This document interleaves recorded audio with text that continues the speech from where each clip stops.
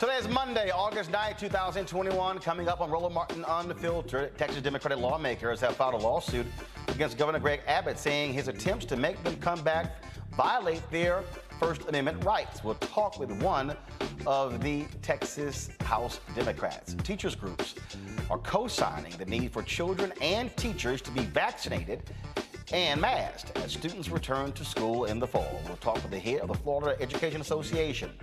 President Joe Biden's infrastructure bill is closer to passing after a late-night Senate vote. We'll tell you when it will come up for a vote in the full Senate. Today marks the 7th anniversary of the death of Michael Brown in Ferguson. We'll look back at how he's been remembered, how things have changed. In New York, the beginning of the second trial of R. Kelly has begun. He, of course, has been hit with a litany of federal charges, including running a criminal enterprise. And DaBaby's comments started a whole conversation about destigmatizing HIV and AIDS. We'll discuss that. Plus, also, he's now deleting an apology that he gave to the LGBTQ community. Plus, in our Fit, Live, Win segment, we'll talk about the pros and cons of waist trainers. Are they a good idea? It's time to bring the funk on Roland Martin Unfiltered. Let's go. He's got it. Whatever the miss, he's on it. Whatever it is, he's got the scoop, the fact, the find. And when it breaks, he's right on time and it's rolling. Best believe he's knowing. Putting it down from sports to news to politics. With entertainment just for kicks, he's rolling. It's on go, roll, y'all. It's Roland Martin, rolling with Roland now. He's funk, he's fresh, he's real, the best, you know he's Roland Martin now.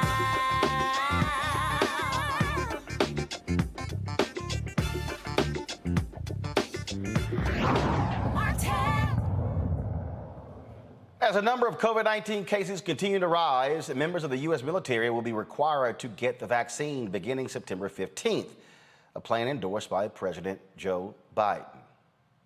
This is Defense Secretary Lloyd Austin. This is what he stated. I will not hesitate to act sooner or recommend a different course to the president if I feel the need to do so.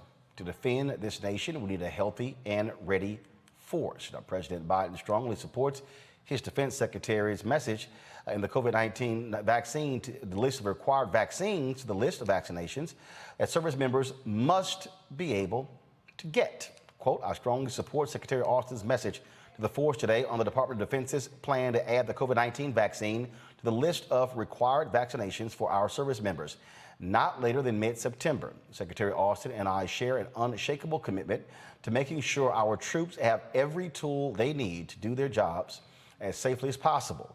These vaccines will save lives, period. They are safe. They are effective. Over 350 million shots have been given in the United States alone. Being vaccinated will enable our service members to stay healthy, to better protect their families, and to ensure that our force is ready to operate anywhere in the world. Now, folks, Florida has reported 134,506 new COVID-19 cases over the last week. In just under 2 weeks, 6 unvaccinated members of the same church contracted COVID-19 and died in Jacksonville, Florida. Currently, 15 to 20 members from the church are in the hospital. The church hosted a free vaccination clinic on Sunday for those who wanted to get vaccinated. But this thing goes even deeper than that, folks. What we're seeing is a number of companies, law firms, and others now requiring their workers to be fully vaccinated. The NFL is taking a very strong stand when it comes to this issue as well. Yet you still have players like Minnesota Vikings quarterback Kirk Cousins, who said that he will not take it, and then he said he will protect himself as best possible, including plexiglass. Well, it's a little hard for you to have plexiglass surrounding you if you're playing on the field. Lamar Jackson, who plays for the Baltimore Ravens, their star quarterback, he's tested positive for COVID, and he still says he's unsure if he's going to take the vaccine. You tested positive twice. We are seeing, folks, more and more of these cases. We're seeing in hospitals where children are dying as a result of getting this Delta variant. It is causing significant issues all across this country. And so we've been keeping up with a lot of the folks who've been following this. More and more people also are posting all types of videos, things of that nature, in order for people to understand what's going on. We've had on the show before, of course, the brother out of Arizona. He's goes by Cleavon MD. This is what he actually posts on his page, on his Twitter page. He has an ongoing graphic. Guys, let me know if y'all can see it. All right, we're going to figure out what's going on here. I want to pull that up because it really jumped out at me. And so let me just get this straight here. I want you to see this. What he does is he posts ongoing messages on his social media account with regards to COVID, what's happening with COVID. And it goes by Cleavon, CLEAVON _MD. And so what he does is I got it, Anthony. I think this is going to be the fix right here. Let's see if this works. I got it. We're up. So I want to show you this here. So this is what he's going by. You go to the hashtag souls lost to COVID, souls lost to COVID. And what he does is he posts a lot of these items. They are teachers, they are doctors. I saw a story the other day, post the other day, of a gentleman who is an architect in Arkansas. He felt he was healthy, 49 years old, did not want to take the vaccine, but he's now dead. And it's causing a lot of conversation in the community where he lives because people are now talking about it, and it's now gotten their attention. His wife actually gave a comment where she said that now people realize this is an issue by saying that now they realize it comes to their doorsteps. This says a whole lot, folks, as well. This was I'm going to show you in a second this video here, because one of the things that he's also been doing is posting a number of items from individuals, from folks, from family members. But just so you understand what's going on here, that was a doctor in England who tested positive for COVID. Why is that interesting? Because he posted on Facebook how he was happy that he got it. Okay? And he said, I want to show people that this is not that big of a deal. Okay. He posts these videos about how, yeah, I'm feeling bad, but you know what? I felt this way before when it comes to the flu. Well, a few days after that, he was dead. Now, mind you, he posted videos on his Facebook page saying that he was glad that he got it because, and I'm going to try to find the video here to show you, because it would have shown folks that, hey, this is really no big deal. He's dead.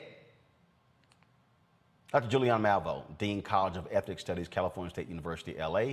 Dr. Omokongo Dabinga, Professorial Lecturer, School of International Service, American University, and also joining us, Mustafa Santiago Ali, formerly with the EPA. It's interesting here, Omokongo, and there are people out there, I've already heard them, y'all trying to scare people, and, these tactics, and you got one pastor, these crazy comments out here, COVID is from the devil and all this kind of stuff like that.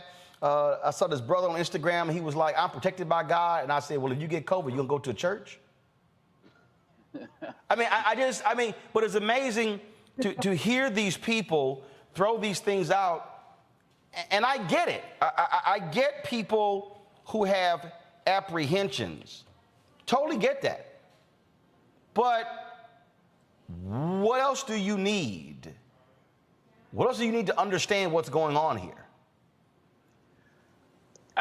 It's really tragic, and I feel like, unfortunately, too many of these guys are going to need these near-death experiences or somebody close to their family passing from it. And I think that it's just really tragic. Look, my dad passed last August of 2020, and he got COVID, and he was in the recovery process for it. He was already dying of other things, so he was already starting to recover from it when he passed. But I'm like, wow, if we had a vaccine at that time, he may not even have been hospitalized, right? And so we see these situations, and we see these Republican commentators who are dying talking about it. And so, Roland, to be quite honest, I'm really at a point now where I feel like, and I hate to say it, some of these guys, they're just going to have to die off in order to influence other people, and it should not have to come to that. I heard somebody say over the weekend, if you see those movies where Martians come down and the whole world unites to fight off the aliens, that wouldn't happen nowadays because of so much misinformation. Are they really Martians? Are they this? Are they that? You know what I'm saying? It's just like we can't come together because people want to say, I can do what I want. And as a doctor said last week on your show, there's a difference between freedom and license. These guys are not only not taking the vaccine, they're out there bragging about it. And now they're dying off one by one, and it still may not be enough to convince people. And it's just really sad to see, Roland. It really is. And I don't care what your political, religious affiliation is. This should not be happening to anyone. So, UK lawyer Leslie Lawrenson, trained at Cambridge, this is what he posted on Facebook after he got COVID. He died 9 days later. But he posted 2 videos. Watch this. I've got a very high temperature. This makes some pain, some shivers, a cold in my extremities. It feels exactly like a cold, maybe a little bit worse. When I stand up, I feel like I'm going to fall over. I can't remember if I've ever had that. Never have had a cold before. I hope I've got it. I hope it is COVID. Because I'd rather have the antibodies in my blood than take the jabs.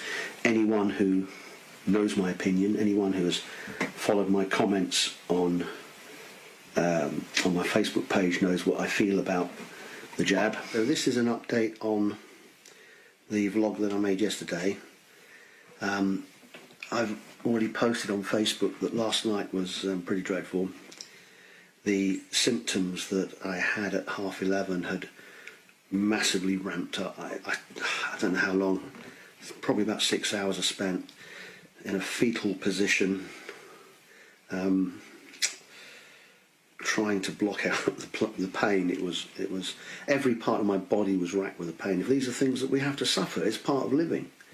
You have to trust your immune system, and if the alternative is that we live in fear, that we create a bogeyman out of something that hopefully I'm showing isn't anything to be afraid of, for 99.9% of us, we've got to deal with that. And we've got to make the government aware that that is how we feel.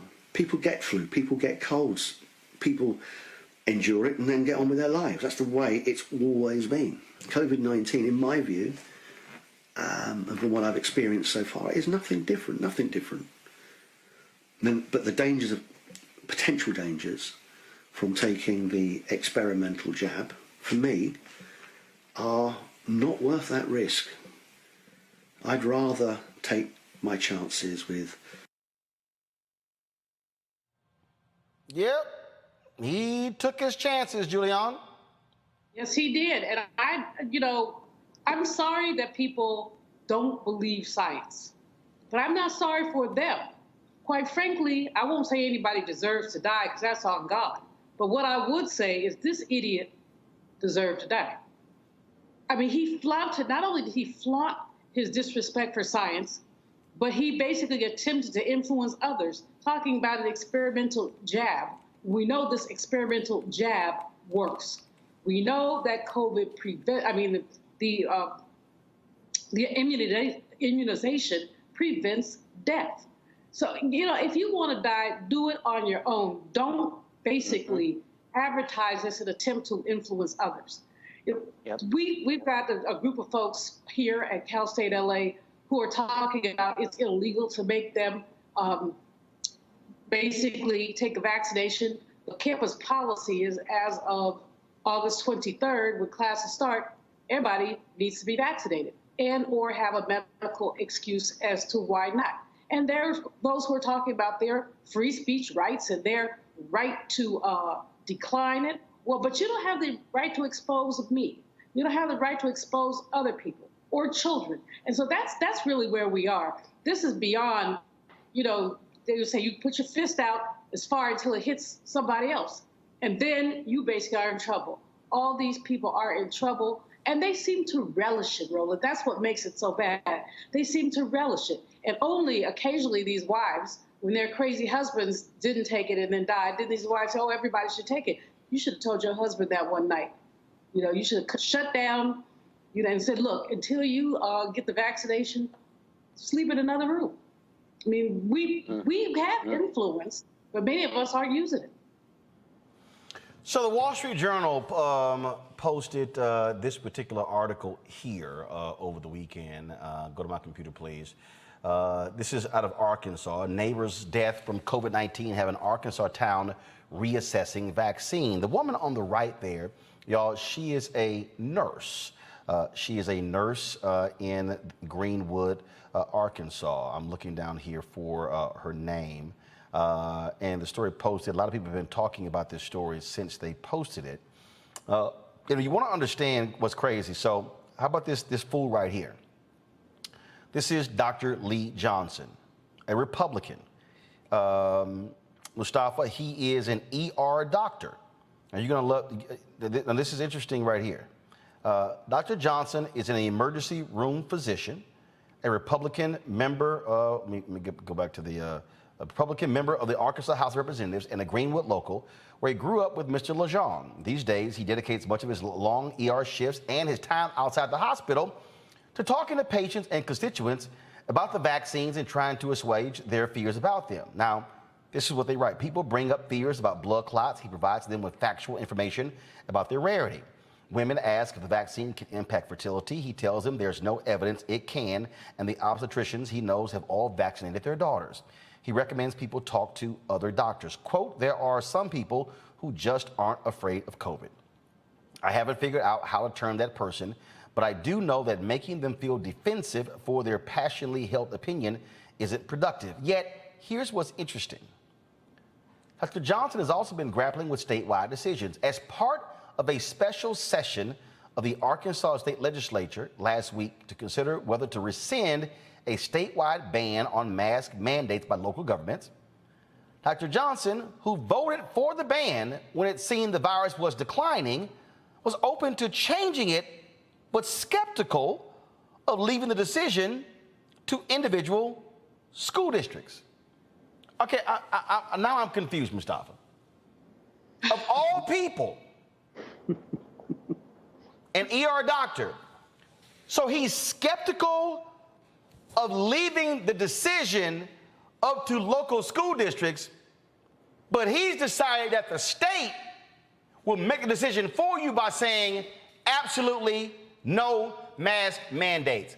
What the hell kind of doctor is that? I'm not sure. Somebody needs to take a look at his license, I guess, and do some evaluation there. This is not so different than climate change, where the majority of scientists will tell you, that the impacts are man-made and the different things that are going on. You even have a few doctors who are outside of the norm, who are not willing to stand up and to state the truth, to state the science, which we all know is very clear. This is tied to ideology. And, we've got folks who are making scientific decisions, are making public health decisions based on politics instead of actually following the science. And, they're literally playing with their lives. Now, that's one thing. To play with other people's lives, to play Russian roulette with other people's lives and to possibly expose them is a whole nother matter. And that's where we get into that conversation of, have we allowed this to go on for far too long, of allowing individuals to expose sometimes 10s, sometimes 20s and 30s of other individuals. And, we know there's a precedence for sexually transmitted diseases and individuals not being able to do that without there being some legal ramifications for folks who intentionally expose folks. So we've got to get really serious about this, because what has happened is we've allowed these variants to continue to find fertile ground and to grow and to become more virulent. And we now know that the Lambda variant is now starting to take hold inside of our country. So we can either continue to play games and we can continue to allow folks to actually end up getting infected and then being hospitalized, or we can get very serious and start to put some hard things from the federal level in place to actually protect those who, for whatever reason, haven't yet evolved into the basic understanding of what science is telling us. So in this same article, this is what they wrote. Robert and Vi Herring, both in their 70s, were lifelong residents of the area, married 34 years with 5 children between them. They didn't like the idea of getting the vaccine, their children said. They became sick after attending a 52nd high school reunion and died within 3 days of each other at a Fort Smith hospital in late July. Now, Shonda Parrish is their daughter. She considered her father her hero. She's devastated, she said, clinging to waves of numbness between grief and anger. The deaths have caused a rift within the family, whose children remain split on their views of the vaccine. Ms. Parrish, by the way, who is a nurse, says she still won't get it. She simply doesn't trust a newly created vaccine. She doesn't regret that her parents didn't get vaccinated, she said. It was their choice. Instead, she regrets that she was quarantining ahead of a cancer treatment when they fell ill and couldn't be involved in pushing to get them hospitalized sooner. Ms. Parrish's last interaction with her father was a voicemail from the hospital of him moaning and gasping for breath. It doesn't even sound human, she said. I don't like hearing it, but I can't delete it.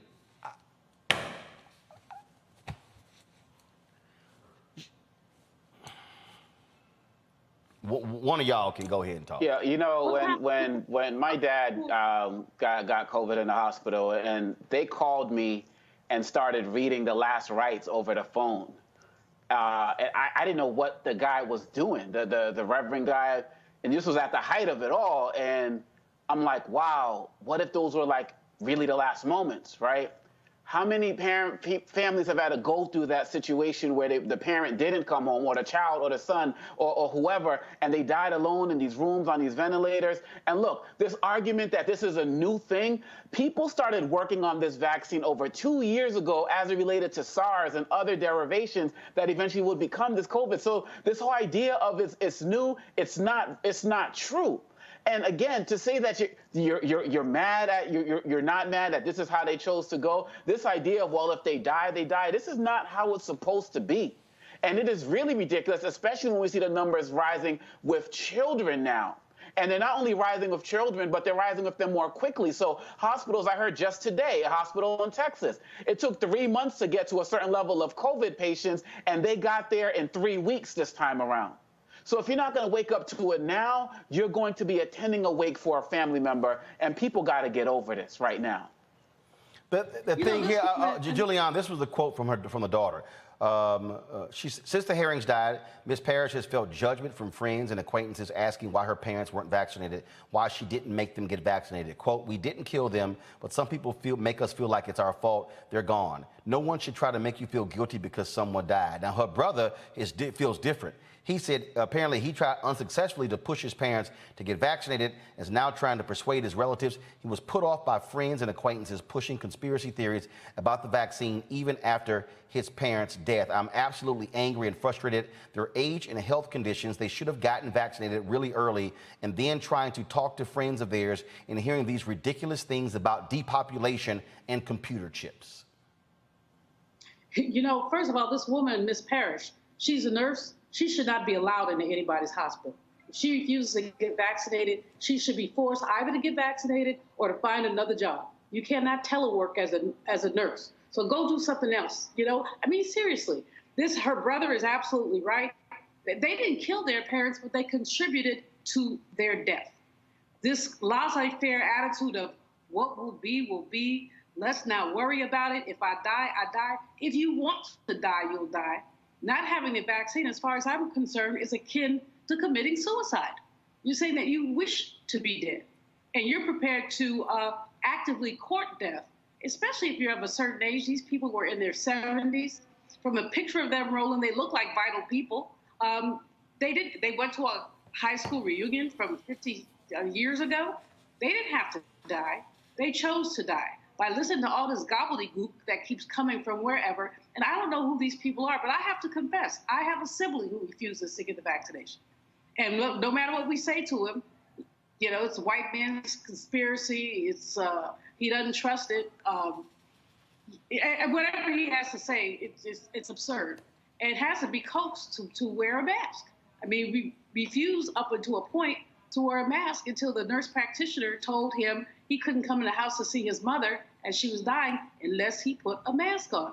So I don't know where these folks come from, and I don't know what they're thinking, but I know that they're imperiling others and they're imperiling themselves. Well, I'll tell you. Basic. Well, I'll tell you, Mustafa. I'll tell you point blank. Saturday, was it Saturday? Yeah, it was Saturday. I was at the Congress of Jim Clyburn golf tournament in Santee, South Carolina, and there was a brother who wanted a selfie, and he was walking around no mask. I was like, I said, you vaccinated? He's like, oh, let me go get the mask. So he went and got his mask. Then he came back and he was like, well, you know, I'm looking at this variant, but I was waiting to see if another variant comes out. And I literally stood there and we had a very long conversation, me explaining to him the virus and how these things work and how variants go on and how we've had black doctors. After about 15 minutes, homeboy said, I got to stop messing around. You convinced me to go get this vaccine. There was a sister who posted a tweet a little bit earlier, and she said that because of our coverage, and she tweeted to me and Dr. Ebony Hilton, she said, because of our coverage, because of what we have been putting out, this sister said she is going to get vaccinated. This is why we have to keep putting out real information, Mustafa. We're going to talk about this a little bit later in the show. Same thing when it comes to climate change. We cannot allow these crazy people to continue to drive the conversation. Yeah, she goes by 11 Orchid on Twitter. She said, you two have convinced me to get the vaccine, getting my first dose tomorrow morning. We have no choice. We are trying to save lives. We simply cannot let these crazy, deranged people lead the conversation, Mustafa. Without a doubt. I'm glad you were able to reach all those individuals that you are. That's why influencers are so incredibly important. Sometimes the influencers knowledgeable influencers. Well, this is true. Right. This is true. Without a doubt. I mean, we remember the AIDS epidemic where we had folks who finally started to come out and speak out against it. And to tell folks, you know, to educate themselves to become safer and have better practices and all these different types of things.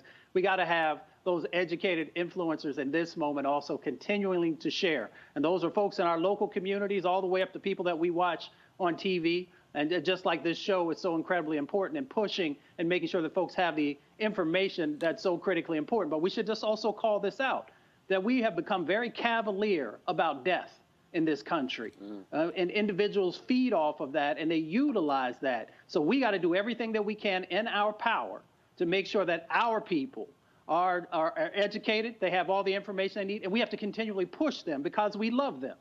So that's a part of our responsibility, is to try and reach each and every one of them to make sure that they get protected.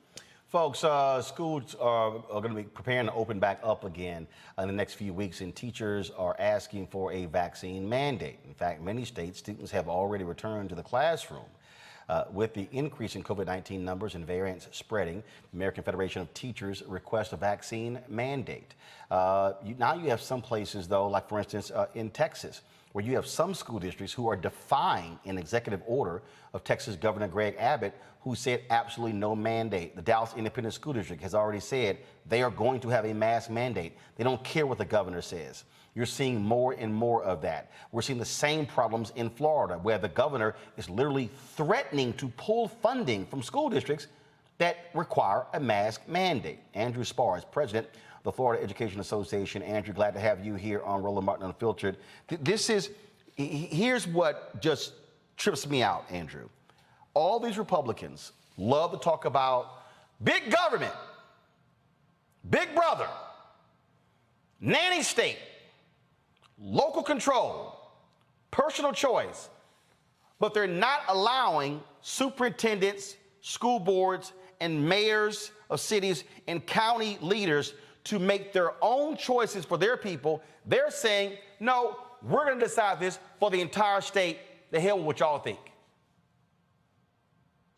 Yeah. So Roland, first, thanks for having me. It's an honor and a privilege to be here. And absolutely. I mean, at the end of the day, in Florida, we have school boards, and school boards are elected by parents in the community. They are closest to the parents in the community, and they should be able to take the advice of the medical professionals. They should be able to look at the data in their community, and they should be able to listen to parents and school employees and make the best decision to keep kids safe. What was just being talked about. We are seeing an increase in kids who are being impacted by COVID. Our pediatric wards and children's hospitals here in Florida are reporting that they are near or at capacity with the number of children who are being impacted by COVID. We've had 3 children under the age of 16 die from COVID in the last week and a half here in Florida. So as we go back to school, most of the state tomorrow, we are absolutely concerned. Are we going to be able to do everything within our power to keep our kids and the people who work in our schools safe? And we've got a governor who's playing politics, quite honestly. He's playing the politics of division, trying to keep our local school boards from doing what they want, threatening not just funding for our schools. Today, his office came out and said he was going to withhold salaries from school boards or superintendents who go against him. Wow. Because we have 2 courageous school boards who are going to do that here in the state of Florida. Yeah, this is not Florida, but this is the idiot governor of South Carolina, where I've been twice in the past month. This is the kind of nonsense, and I don't want this to be a partisan issue, but the reality is, stuck on stupid is really defined on the Republican side of the aisle when it comes to this issue. Here is South Carolina Governor Henry McMaster. For the government to mask children to have who have no choice to protect adults who do have a choice is the wrong thing to do, and we're not going to do it. We're not going to shut our state down as other states did. Mandating masks is not the answer. Personal responsibility is the answer. Common sense is the answer, and we have an abundance of both in South Carolina. Actually, you have none in the governor's mansion. This is a perfect example, Andrew. I was there this weekend, Friday, Saturday, and Sunday. I'm sitting in a restaurant Friday. Sister comes up, she's the waitress, and first of all, I walk in, they got the salad bar open, so already we got a problem, okay? I'm seeing people serving salad, no mask, people who are patrons. I'm seeing a brother who's refilling the salad area. His mask is on his chin. He's just talking to folks, whatever, and just talking away. And I'm sitting there going, no way in hell we gonna order salad. So we sit down. The waitress, she has no mask. I said, sister, where's your mask? Oh, I forgot it. They don't really require it here. And I said, she's like, I said, are you vaccinated? She said, oh, I'm vaccinated. She went, well, no, I've had my first shot. I said, well, boo, you ain't vaccinated. I said, having one shot don't mean you're fully vaccinated. It's like, oh, no, I know. I mean, you're right. My mom was a nurse. I'm like, your mama's a nurse? I said, and luckily, the Congress of Clyburn's, they gave us 5 masks that were in our golf gift bag. I said, I'll be right back. Went out, got a mask. I said, put this on. And it was a trip because at different times she had it below her nose, but she would see me and look it up. She would hurry up and put it back on. And she's like, okay, I remember. And I say, baby, I'm trying to keep you safe. But again, this is part of the problem. When you have this governor and DeSantis saying stuff like, okay, personal choice. This governor says kids wearing masks to protect parents. No, it's to protect the kids too. Absolutely. So first of all, let me just say, this is a public health emergency. I think you know that, Roland. I think all your listeners know that it's a public health emergency, which requires a public response, right? And we have a governor who not only is he saying no mask mandates and threatening school boards, he's actually holding back billions of dollars from federal stimulus money that was sent down both under the Trump administration and the Biden administration that could be used in school districts for cleaning and sanitizing, for making sure we have air purifiers in the classroom, for additional PPE, for making sure we're doing COVID testing and tracking and isolation and such to make sure we keep COVID from spreading. This COVID strand, the Delta variant, is spreading like wildfire here in Florida. And we are literally sending kids back to school tomorrow. And I suspect, as a lot of others have said, that within the next week, we're going to have breakouts all over, outbreaks all over the state of Florida in our schools. And so what do we do then? And so this governor is not preparing us for that. And we need leadership in a time of a public health emergency. We need to bring people together and not have this politics of division that exists, that we just heard from the governor in South Carolina and that we've been seeing from the governor here in Florida. And at the end of the day, it should be, what are we doing to keep kids safe and make sure that the learning continues? I'll also point out that the governor's order here in Florida only applies to public schools, not charter schools, not voucher schools, not private schools, only to public schools. So why is that? Like, what is the reason to truly undermine our public schools at a time of this public health emergency? How about this one? So is this happening in Florida? I'm very curious. In Texas, the Texas Education Agency notified parents that if a child tests positive, parents would not be notified if it happens in that particular school. Well, the Austin Independent School District said, the hell with that. Parents will be informed of positive COVID-19 cases during the school year, despite the new guidance from issued Thursday by the Texas Education Agency. What is DeSantis saying in Florida? It's the same thing. Actually, last year, throughout the entire school year, we were back in person, and school districts took it upon themselves to report what was going on, but the governor refused to report what was going on in our schools. I'll also point out, Florida is only doing weekly updates on the COVID numbers in the state of Florida. If you want accurate numbers as to what's happening in the state of Florida, you have to go to the CDC, because Florida is not being transparent with what's going on in COVID right now. They're hiding the number of cases that are happening with our kids and in our communities, and that's quite honestly scary. If you want trust, then you've got to make sure you're being transparent. Look, Roland, the bottom line here is we need to encourage vaccination of everyone, and we've been working with school districts to do that, but we have to remember that those under 12 cannot get vaccinated. So we have to do whatever we can to make sure we have a safe environment for our children. It's actually required in the Florida Constitution here that kids go to school in a safe and healthy environment, and we need to make sure that's happening. We want every child, regardless of race, background, or zip code, to get the education they deserve in the safest possible way. And our governor isn't allowing it because he's actually interfering with our ability to do that at the local level. And it's an outrage. And here is an example. First of all, this was a great tweet that came from Akilah Hughes. She says, schools can't enforce masks, but they sure did enforce not letting us wear shorts or spaghetti straps. There are a lot of people who have been talking about these school dress codes that folks actually had to deal with. But here's a perfect example. We talk about what's happening in schools. This was sent out by Mike Collier in Texas. There's a crisis unfolding in our public schools in Garland ISD, folks, that's in Texas, right outside of Dallas. 31 staff and 224 students have already tested positive for COVID-19. To your point, Andrew, if you go by what DeSantis is doing, no one will know this. You will not know how many staffers tested positive. And clearly, if they don't even want to reveal the information, that means you're not going to have contact tracing. You literally might be sitting next to a student or working next to a staffer or next to a teacher or an administrator who has COVID, and then you will have no way of even knowing.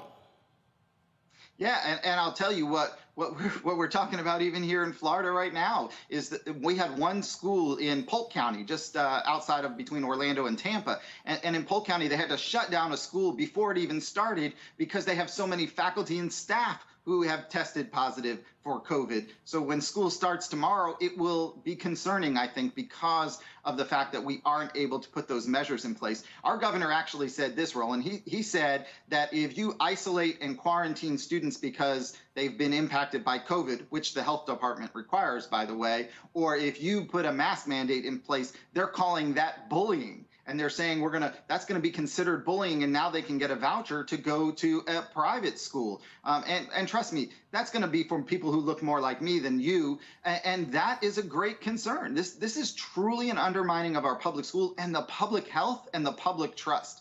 And this shouldn't be about politics. Democrats and Republicans and everyone should be coming together, as we have seen in other places, to make sure that safety is number one, that the learning continues, and that we're taking reasonable precautions. These are reasonable precautions and protocols to put into place to make sure that everyone is safe. And that's one of the reasons why we're seeing craziness. And you want to see crazy. This is, again, I hate to say it, but two of the most nuttiest states in the country are Texas and Florida. I'm a native of Texas. This is this idiot Congressman Dan Crenshaw. Frankly, I think we should be thanking the Obamas for ensuring that Americans will absolutely not comply with more lockdowns. He's talking about the 60th birthday party former President Obama had this weekend. This is what he said: lockdowns don't work, the costs are too high, and the people who force them upon us know this too. Do not comply. You literally have Republicans, Andrew, who are saying, don't comply with mask mandates. Fight them. Ignore them. Don't comply with lockdowns. This is the sort of stuff that they're saying. And then, unfortunately, they're also being aided by these right-wing preachers. Here is one of the craziest ones. Listen to this. I understand, and let me speak now to the cameras around the world, to every pastor that's watching this broadcast, to every Christian that is cowered in your home. I realize that for this last year that maybe you've been fed fear and fear and fear, but the Bible says that God has not given us the spirit of fear, but of power and of love and a sound mind. You have a sound mind. You don't have to wear the mask. You got Jesus. You don't need the vaccine. You got Jesus. Listen to me. I guess this particular pastor here. Let me find this fool's name. Joshua Feuerstein. I guess he didn't hear about Bishop Harry Jackson, who preached in the Oval Office on Easter Sunday last year. Harry went to the Amy Coney Barrett super spread event at the White House. Later that year, I think that was October, Harry died the next month, COVID. He was a bishop. He had Jesus. He dead.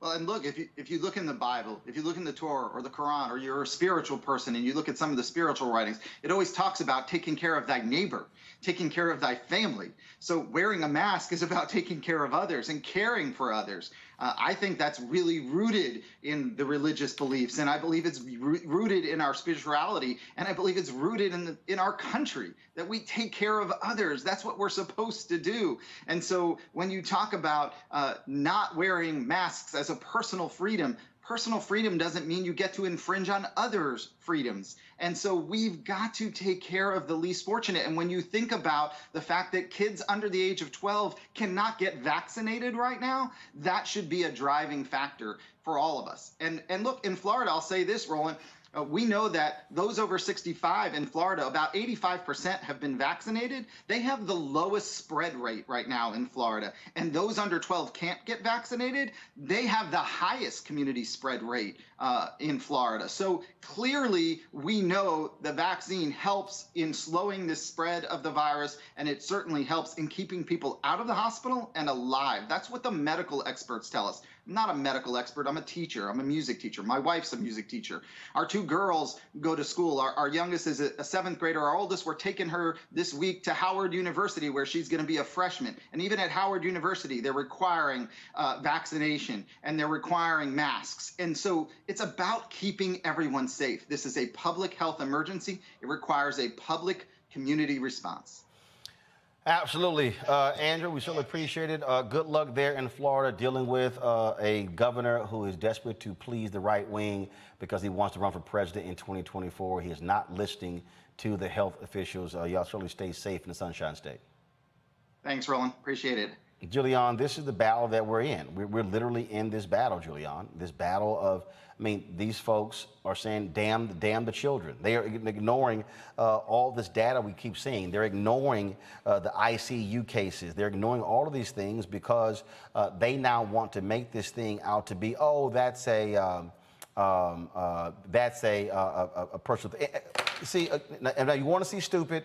Boom. This literally just dropped 5 seconds ago from the Texas Tribune. Breaking. Texas Governor Greg Abbott is asking hospitals to delay certain elective procedures so space can be freed for COVID-19 patients. He still won't let local governments and schools require masks or vaccines. What an asshole. That's a nice way of putting it, Roland. I mean, that man is a certified public idiot. And many people had to wait until, April, May, June of this year to get elective surgery. And now he's asking them to put it off again because his intellectually deficient behind can't figure out that masks are important, that vaccinations are important. He's playing Russian roulette with people's lives, and he's doing it for political gain. And somebody in the Republican Party, because we can say all we want as Democrats, they're not going to pay us any mind. Where are the Republicans with sense? That's what I want to know. Where are the Republicans who will call this governor out and say, look? And that clip you showed earlier, I mean, I'm glad that I was not on camera. I hope I wasn't, because I was about to roll on the floor. That stupid pastor who said, we got Jesus. No, you don't. You don't have a speck of Jesus in you. Because if you had Jesus, you would look at the Bible that says things like, love your fellow man. If you loved your fellow man, you'd have a vaccination, you put your darn mask on. I mean, he doesn't have Jesus. What he has is a microphone, and that's all. I just don't get it. I don't get just this notion that these things are not happening on Congo. I mean, he don't do elective procedures to free the beds up. And you're telling districts no mask mandates. You're threatening school districts as well. You tell TEA don't inform parents of positive COVID tests. That is demonic. That's demonic, evil leadership. He's killing people, plain and simple. And you talk about that pastor talking about Jesus and God. Jesus and God, gave us the science that created the vaccine and the mask and all of these other types of things. So where do you draw the line? Look, going back to these schools and what Mr. Spar was talking about, look, the other part that he didn't talk about, and I know he knows about it, but just didn't mention it this time around, was that also the stay-at-home option is no longer there. So if parents are opting to stay home, they are on their own. They are not going to get the Zoom from the teachers as they did last time. So that's also not an option for parents in these public schools. And so DeSantis is going to take that money from the schools and give it to parents to send their kids to a private school where they have mask mandates, because as Mr. Spar said, there's no policy for the for the private and charter schools. This is idiotic, and I really feel for the parents who don't have the resources. And I'm with the other town or city that you mentioned earlier that said, hey, screw the governors, we are going to do these mask mandates. The parents, the people have to stand up to protect their children. My son is going into the first grade in a K-8 school. The staff is all vaccinated, but by science alone, the majority of the people in that school with kids are not going to be vaccinated. We got the mask mandates, all of the precautions are being met. And we also know that our public schools because they're not getting the financial resources, they are not being able to retrofit. They're not being able to do all of the things with the ventilation and all of that. So we're sending them into death traps, and they're going to be going home to their communities and spreading this at an even faster rate. Governors got to go, and the people need to stand up across the country to save our children and everybody that they might infect as well. Mustafa, last point here. Go to my computer, please. This was from Associated Press. Breaking. Arkansas reports the largest number of COVID-19 hospitalizations in the state since the pandemic began. The state reported its COVID-19 hospitalizations rose by 103, its biggest one-day increase to 1,376. So here's what we can do. And for some reason, folks haven't done it yet. I have expertise in climate law, but I know a little bit about criminal law as well. So there is child endangerment, there is public endangerment, and there is reckless endangerment. So these individuals who are making these decisions, there are ramifications for those. And folks need to begin to call them to the mat, as folks would say, and actually take these folks to court. If you want them to stop this type of behavior, then we've got to utilize the courts. We have tried everything else. We've actually asked people's better angels to do the right thing. We've supplied the science. You know, we've given examples of how we can actually slow the virus and eventually stop the virus. None of these things are motivating these folks. So it's time to take them to court. Folks, got to go to break. When we come back, we'll talk about the craziness that's happening out of Texas, where the out-of-control demonic governor still wants to arrest House Democrats for not showing up, breaking the quorum. And we'll discuss that next right here on Roland Martin Unfiltered. When you study the music, you get Black history by default. And so no other craft could carry as many words as rap music. I try to intertwine that and make that create whatever I'm supposed to send out to the universe. A rapper, you know, for the longest period of time has gone through phases. I love the word. I hate what it's become, you know, and to this generation, the way they visualize it. Its narrative kind of like has gotten away and spun away from, I guess, the ascension of Black people.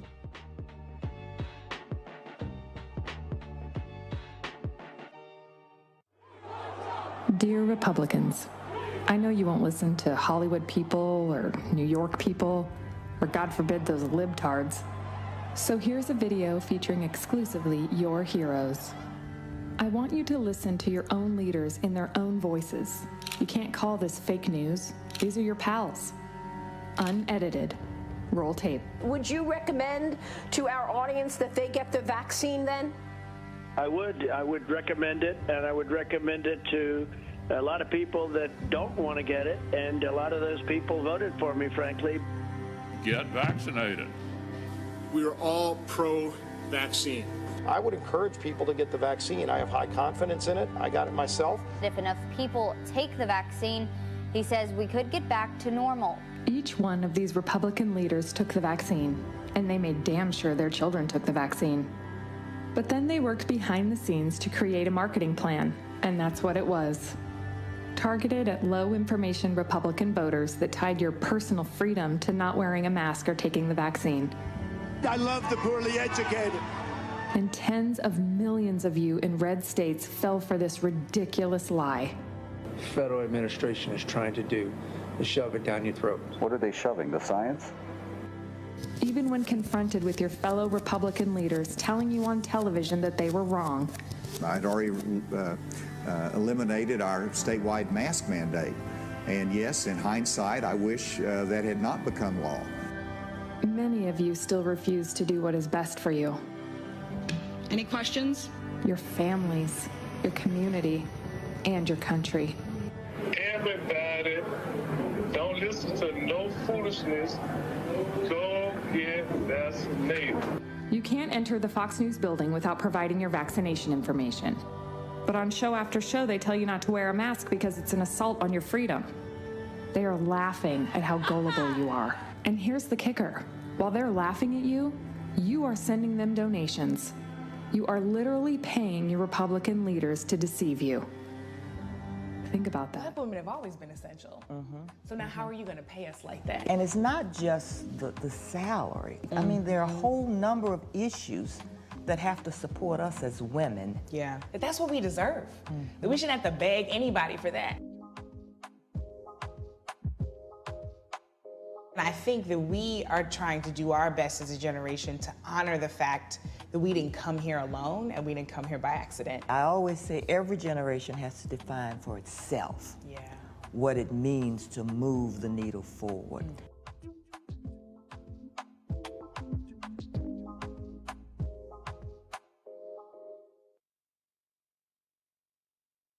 Hello everyone, it's Kiara Sheard. Hey, I'm Taj. I'm Coco. And I'm Lily. And we're SWV. What's up, y'all? It's Ryan Destiny, and you're watching Roland Martin Unfiltered.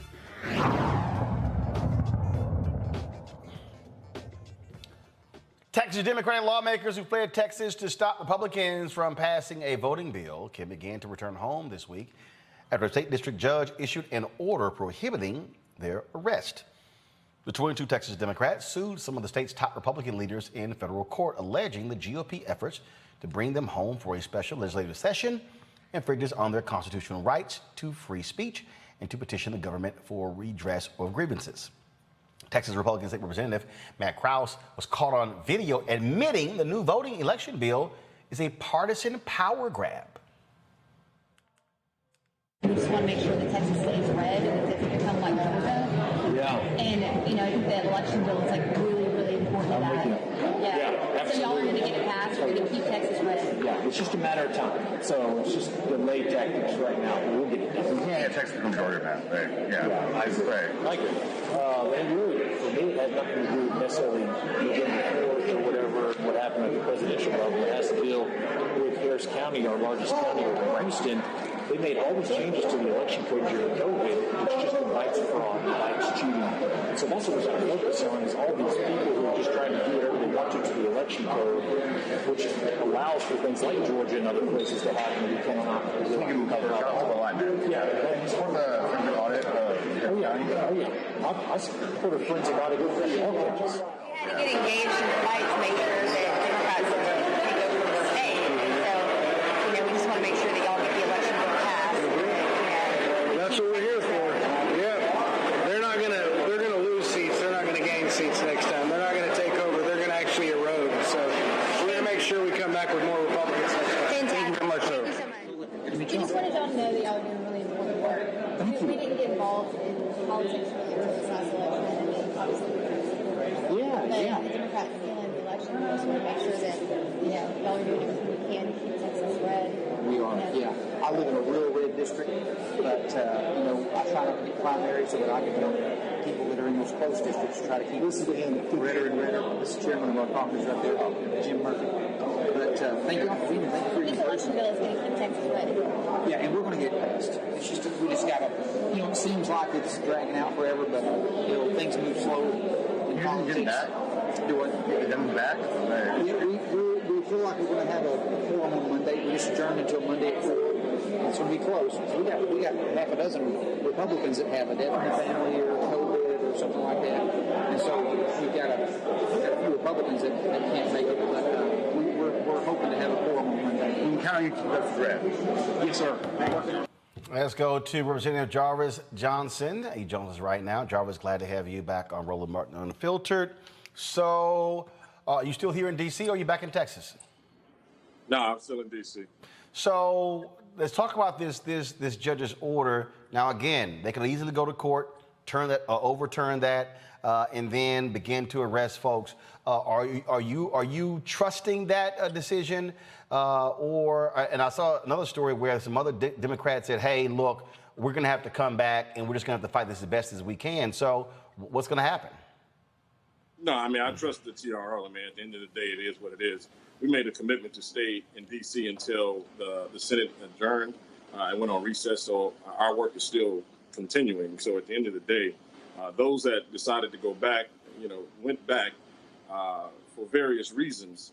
And I choose not to get into the, you know, to the details about that. But I will say that at the end of the day, we watched all day long where the Republicans never, ever sat down and talked, negotiated, or communicated with us in any way. And so there's nothing to fight back at the House until we're able to get this TRO and be able to have our own say on the House floor.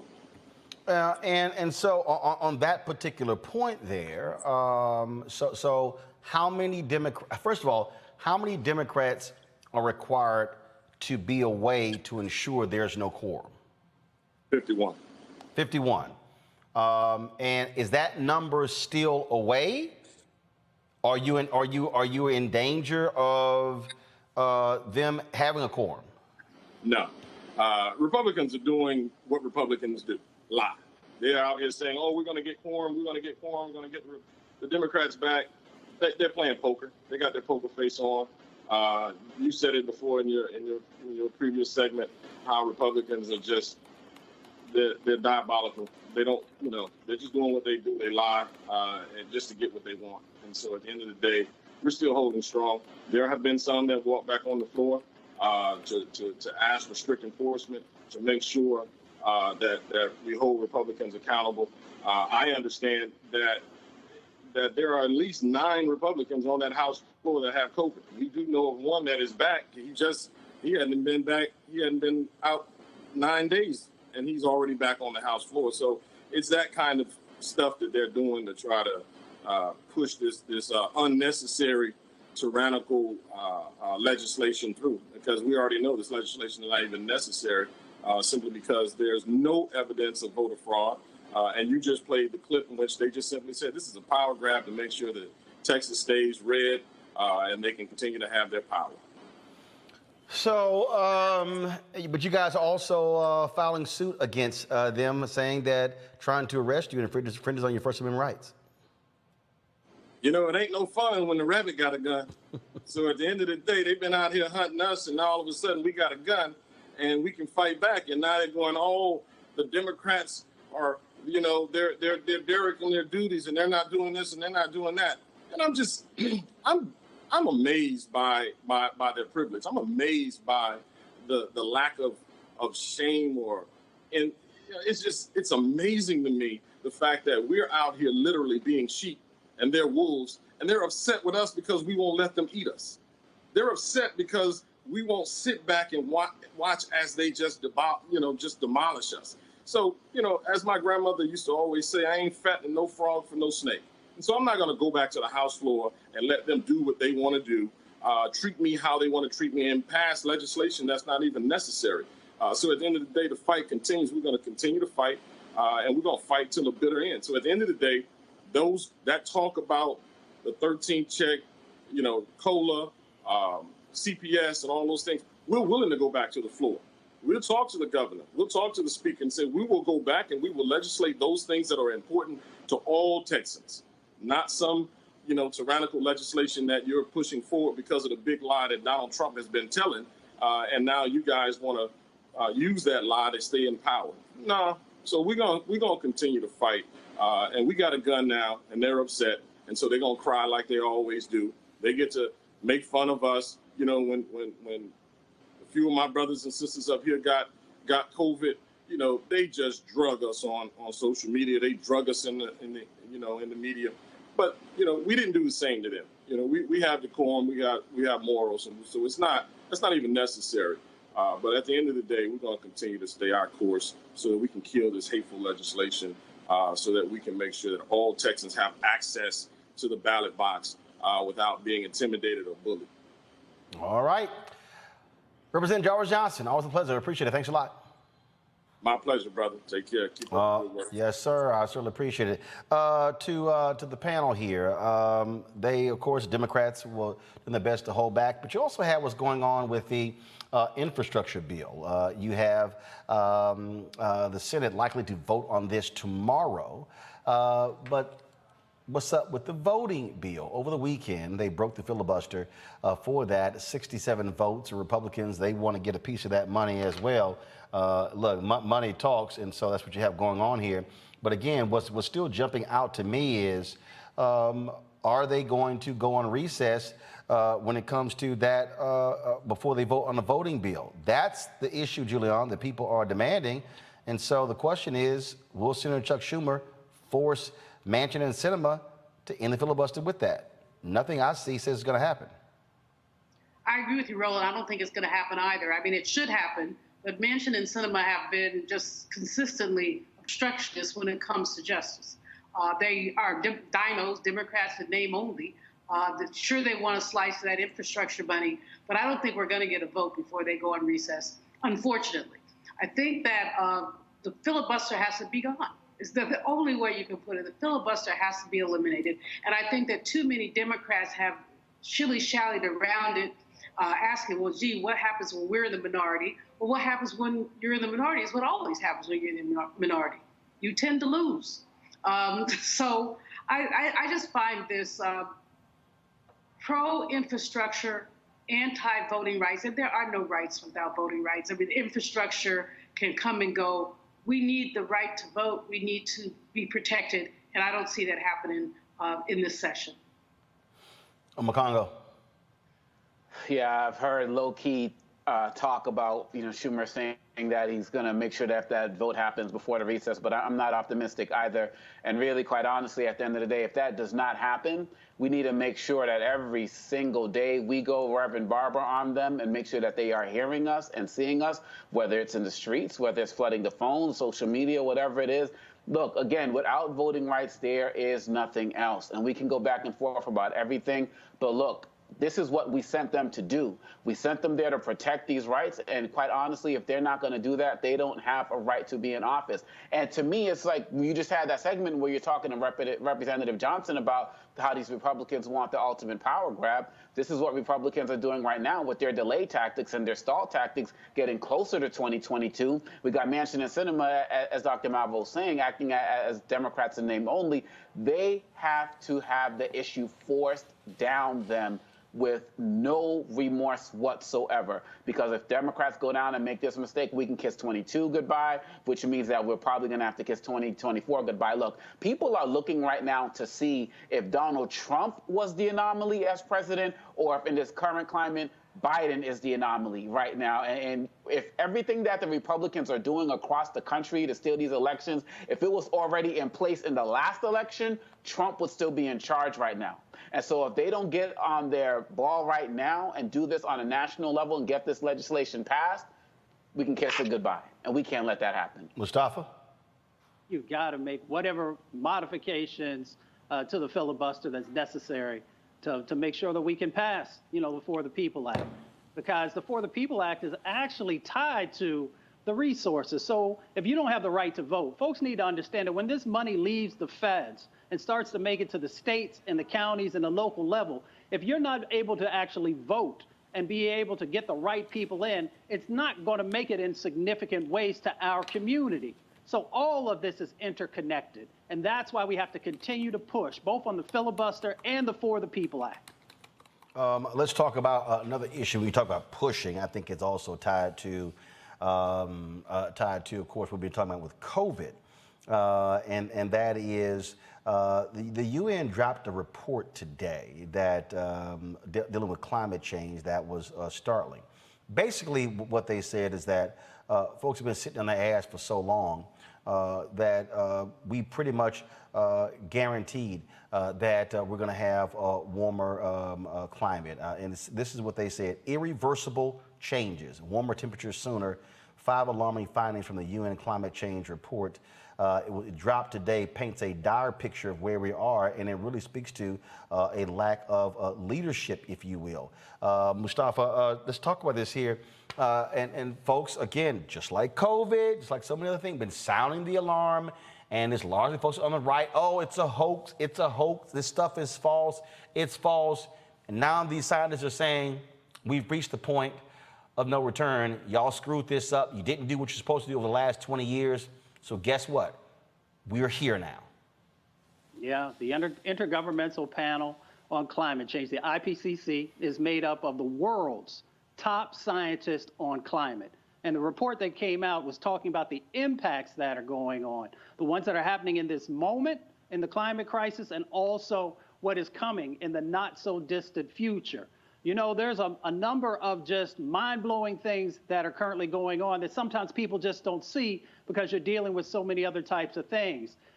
Our temperature right now, our global temperature, we haven't seen these levels in 100,000 years. And the amount of CO2 that we currently have in our atmosphere hasn't been seen in over 2 million years. And those are elements that are playing out in the warming up of the planet, of the oceans, and you see these extreme weather events that are going on. When you see places with temperatures of 118 degrees, and you see these biblical floods and these wildfires that are just devastating millions of acres, all of that is driven by the decisions that humans have made and the actions that we have with our addiction to fossil fuels. So the IPCC is saying you got 5 options, and it's going to play out. Either we can be all in, we can make sure that we're making the investments, that we get the policies in place, and then we can limit many of these impacts that are happening, or we can put our heads in the sand, and there will be devastating effects that will happen not only to the environment, but also to our economy. And we know that Black and brown and indigenous folks are the ones that are going to be hit first and worst. We see it play out every time that there's a hurricane, every time there's one of these major floods, and a number of other things. So the IPCC is once again, saying what frontline communities have been saying for decades now, that everything is accelerating, but we got to get moving right this moment. And that's why the Biden administration has got to be tougher. They've got to make sure that they're expanding and that they're being bold on the actions that are necessary. The 5 takeaways, Makongo. Let's go to my computer. We may reach 1.5 degrees Celsius of warming much sooner than previously expected. We're a decade ahead. Also, the report says human-caused climate change is already affecting every region across the globe, saying that humans are the reason for the problem. Also, as global temperatures get high, extreme weather will get worse. As Mustafa talked about, we've seen these hurricanes, these floods. We've seen all of these different things. If temperatures increase by 2 degrees, a once in every 10 years extreme is likely to occur 5.6 times. Well, that means every other year. Each incremental increase in global temperature will lead to lower levels of Arctic sea ice, snow cover, and permafrost. Under all 5 emission scenarios the report lays out, the Arctic is likely to see at least one September month that is practically free of sea ice before 2050. Then it says many changes to Earth are irreversible for centuries and millennia. Irreversible.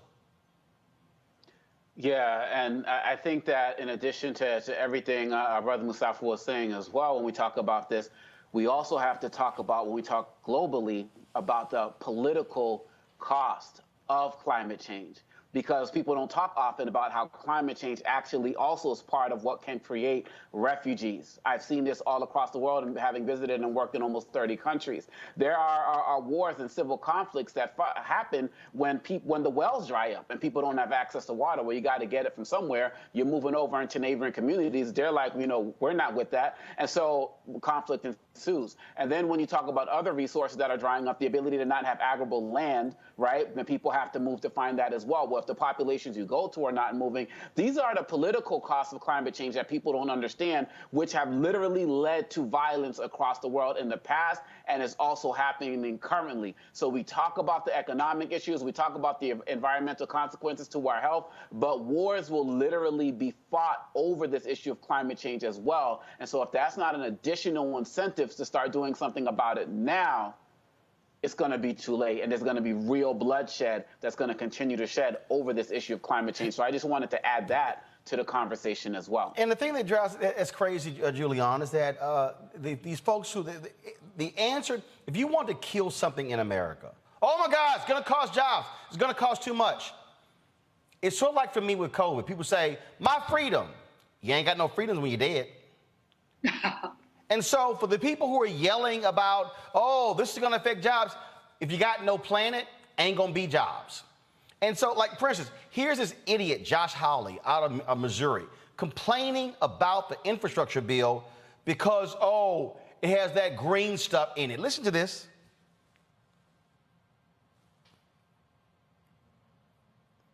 Video's frozen. I'm going to let me see if I can do a reset here.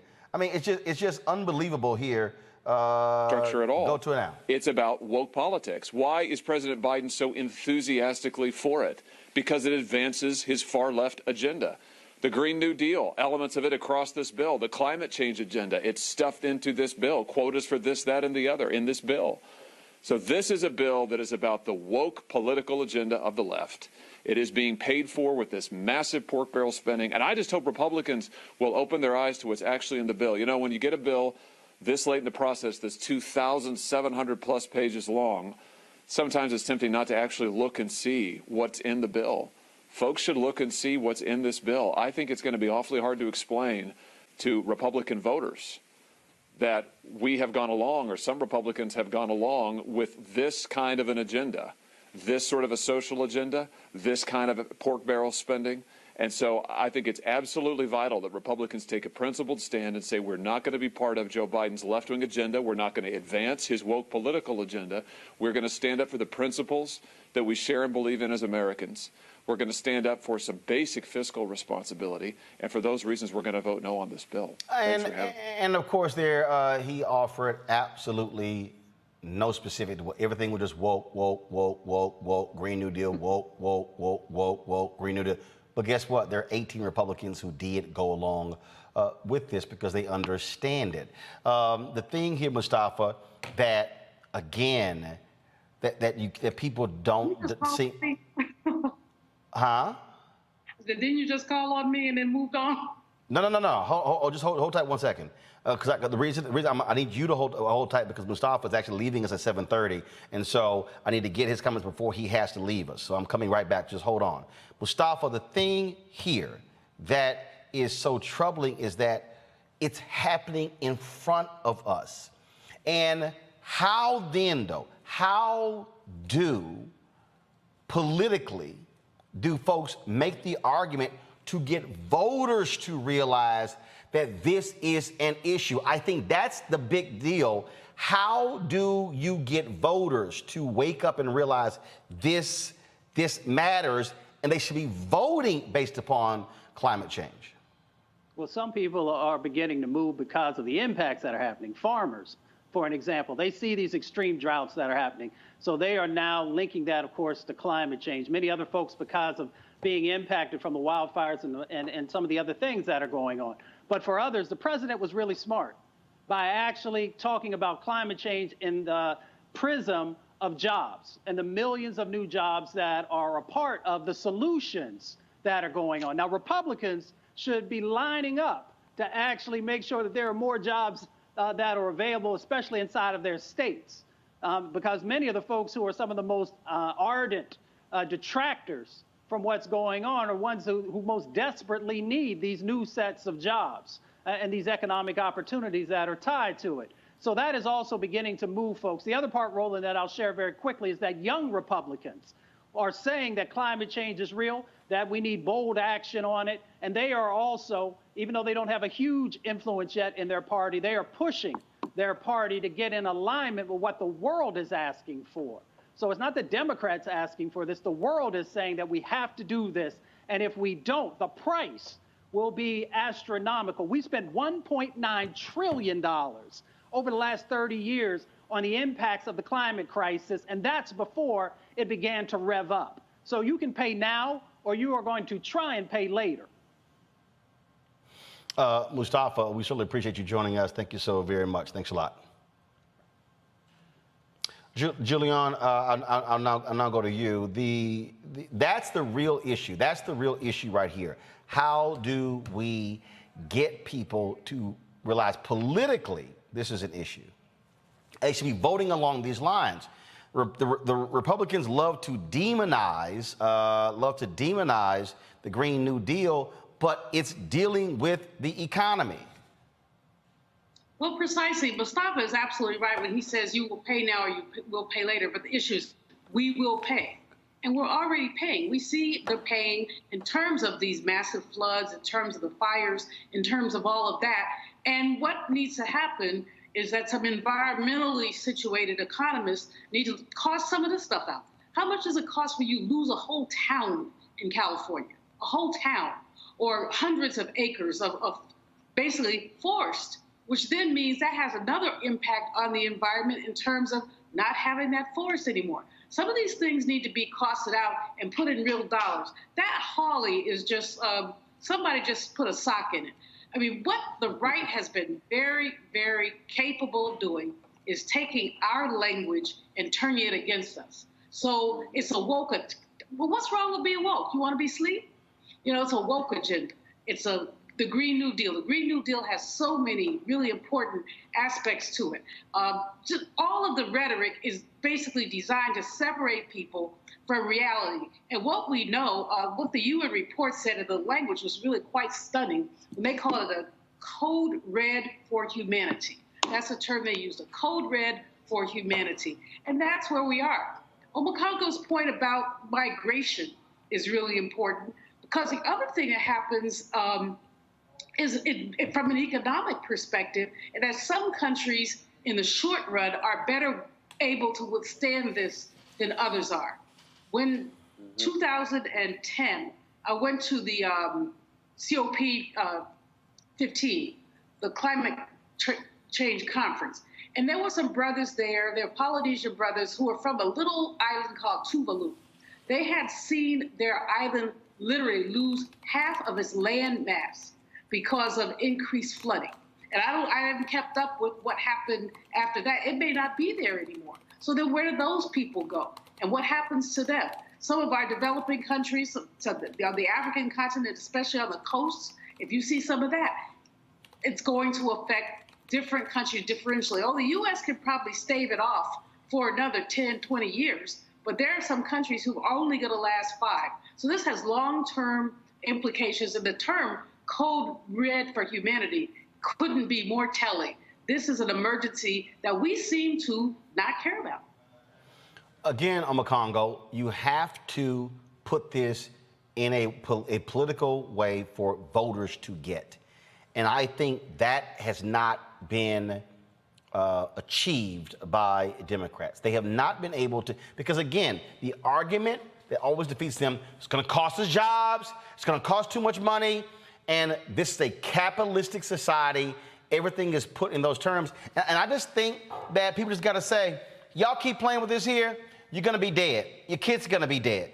And then I think they got to challenge evangelicals. They got to go white evangelicals. How can y'all talk about the Bible said take care of be good stewards of what God gave you, and y'all don't give a damn about the planet? You got to go there. I mean, I just think Democrats have to communicate in a different way. Right now, it's perceived as being too flowery, too flower child-like, hippie-like. No, you got to cut right to the heart of it to get somebody in their face and say, hey, it's affecting you right now. Yeah, I don't think that our current leadership, the Democrats, have the ability to do that. I don't think that they have the ability to really drive it home like that. And living in a society where we've literally lost the ability to focus on the common good. Maybe we never had that idea. Maybe it's just a romanticized notion. But people are so in it for themselves that, quite honestly, I feel like these Democratic leaders can probably do a better job of driving home these economic consequences and maybe making the messaging better around that. Look, we talk about climate change, we talk about COVID. I believe that there are many people who are starting to get the vaccine because they're seeing the death straight up in front of them more. But I think the majority of people are starting to get it because it's going to hurt them economically when they can't fly, when they can't go back to their jobs, government mandates, corporations are mandating it that they're working for, and now they're like, I gotta have this job, and so I'm going to do that. And I think with climate change, it has to be the same way. They're, convincing people in the coal mining world that going with, working with solar panels and all that other type of stuff economically makes more sense. Because whenever people talk about these political consequences, Roland, we're so polarized right now that they're just not going to get it. But as Joe Madison says, hit people in their pocketbooks and their hearts would follow. Democrats got to be better at that message now, too, to get more people on board, because they can't drive the message home. They're not capable of doing it. Maybe the younger guys, the Cory Bushes of the world, the AOCs, the Omars of the world, could hit that message on a more personal level. But the current leaders at the top, they just don't seem to be able to do that. All right, then, folks. Today marks 7 years since a police officer in Ferguson, Missouri, killed Michael Brown. Of course, today, dozens of people gathered at Canfield Green Apartments, the spot where Brown was gunned down. Over the weekend, several activities commemorated his life, such as a town hall featuring his father, Michael Brown Sr., and a free screening of the Ferguson Rises documentary. Representative Cory Bush says the fight for justice is far from over. It's heartbreak because we're still here. We're still fighting this because the family is still traumatized and has not received justice. And, we're out here with the people that we were out here with back in 2014 that we've continued to rock with and stay with and build community with and coalitions with and we've done work with since 2014. We've been one family, and it's important to continue to show up. We got to not only talk about it, we got, I can't just talk about it and then work on policy for it. We got to also show up and continue to be a part of the movement, because movements move, they morph, they change. And so we got to continue to be a part of it because we got to be able to carry out this work. The Black Liberation Movement, Civil Rights Movement was 10 years strong. We 7 years in, so we still got work to do. And after that, we can continue to do work. We at least got to get 10 years in. And so I hear that all the time from my good friend Jahai Kayam. But this this weekend and August 9th is where we got to be. You know, you got to show up. This family deserves us to show up. All right, folks, let's go to New York, where jury selection began in the second criminal trial for R. Kelly. It comes more than 2 years after the R&B singer was charged with abusing women and underage girls for almost 2 decades. The Grammy Award-winning singer faces charges including child sexual exploitation, racketeering, bribery. He has pleaded not guilty. Following jury selection, the trial is due to begin on August 18th and could last several weeks. He's facing decades in prison for this case.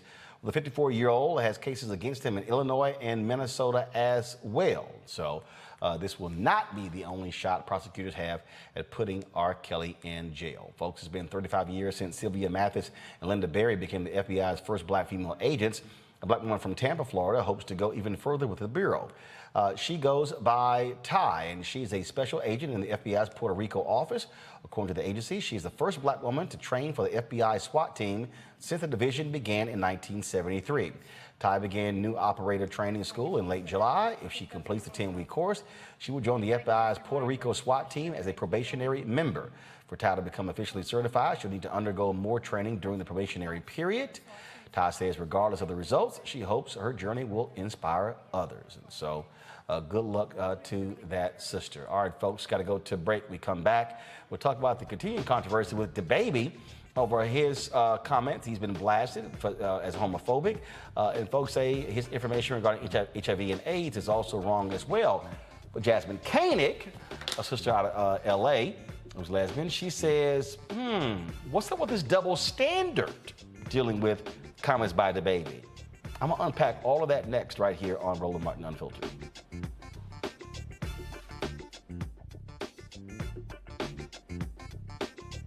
George Floyd's death hopefully put another nail in the coffin of racism. You talk about awakening America. It led to a historic summer of protest. I hope our younger generation don't ever forget that nonviolence is soul force. Priceless.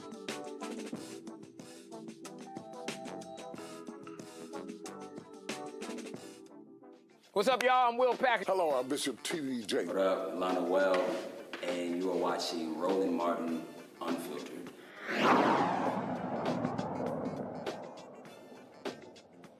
DaBaby's been in the news for the last couple of weeks over comments that he made at a concert. Now, at the particular concert last month, he made what has been called anti-gay remarks on stage at the Rolling Loud Musical Festival. Now, we're going to play these comments for you, just giving you a warning right now. They are crude, and so if you want to turn this audio down, you want to turn away, that's no problem. So we're going to give you time to do so. It has set off a torrent of criticism. He's been dropped from a number of festivals. It led to an apology from him, but then he repealed the apology. I'll explain all of that. This is what he said in concert.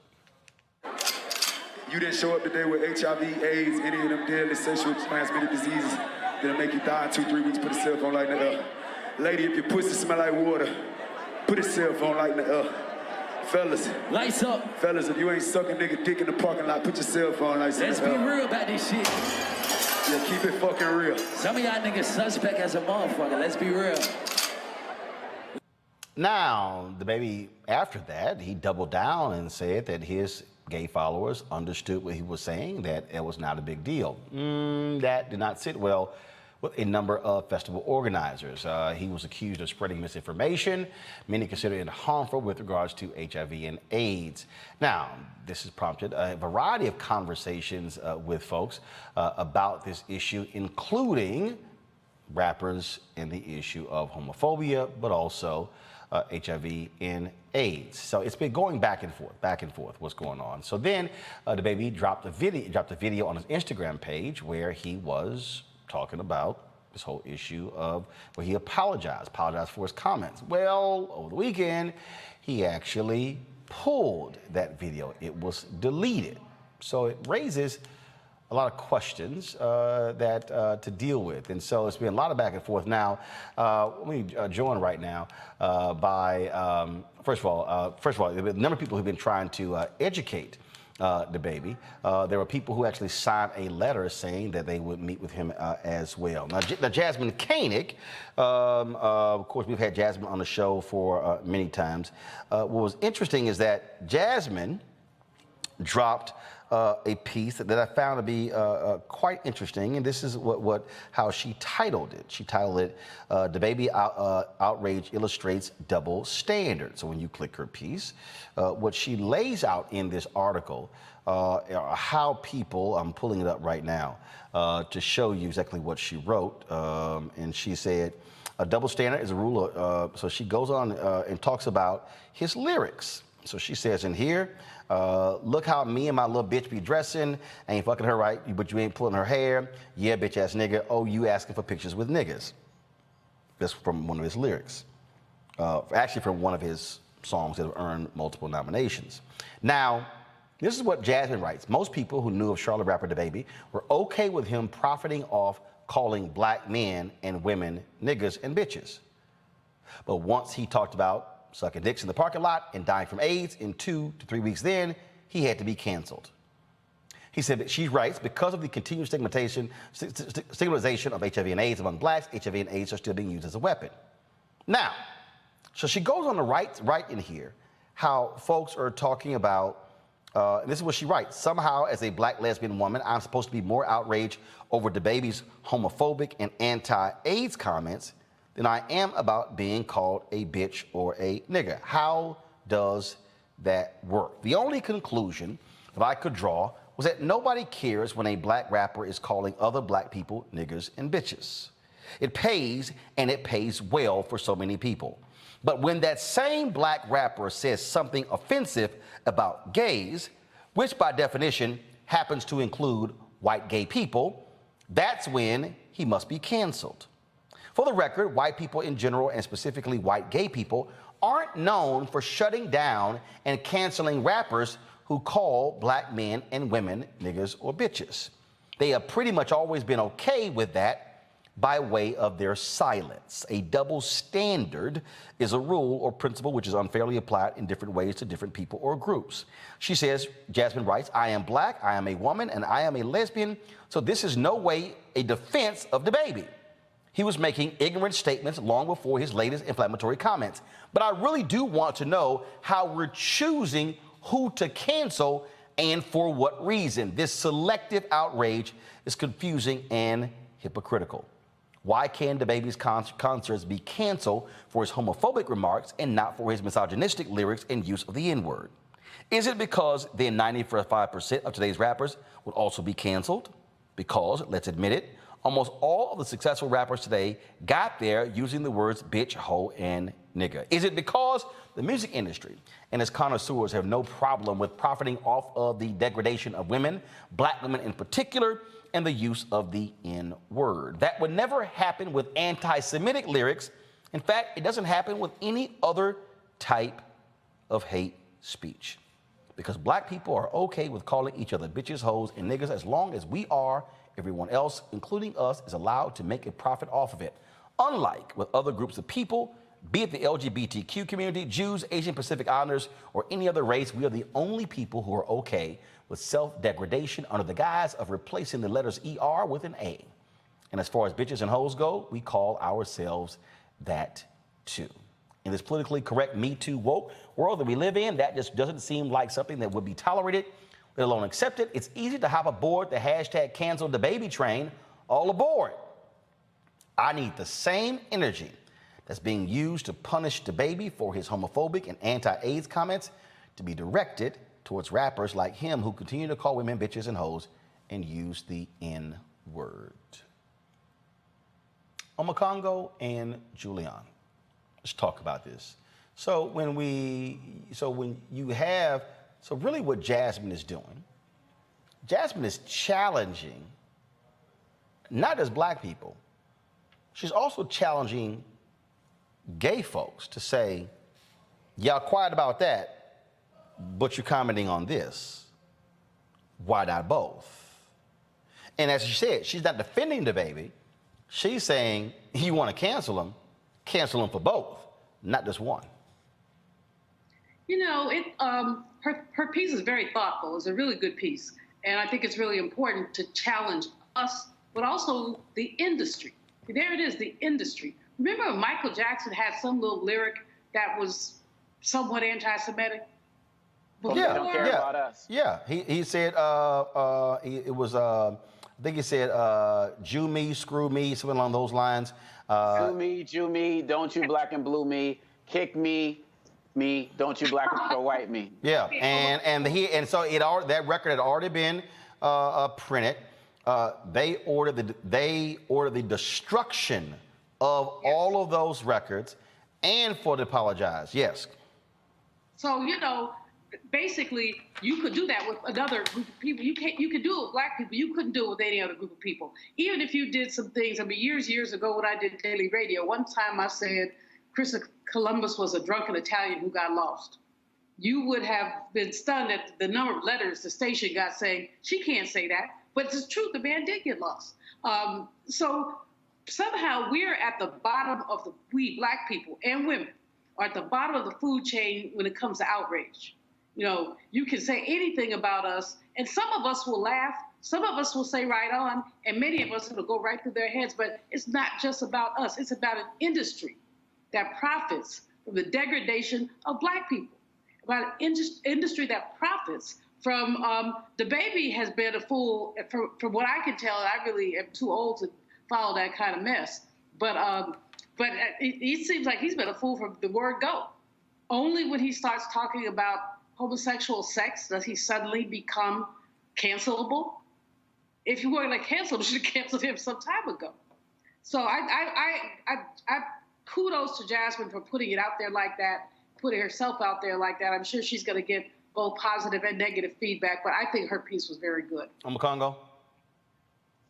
Even beyond the industry, there's this mentality of do whatever you want in the black community to yourselves, but you're going to stop when you come towards us. You can go back to the riots after Rodney King, right? As soon as it started moving out to the suburbs, oh, here's the National Guard.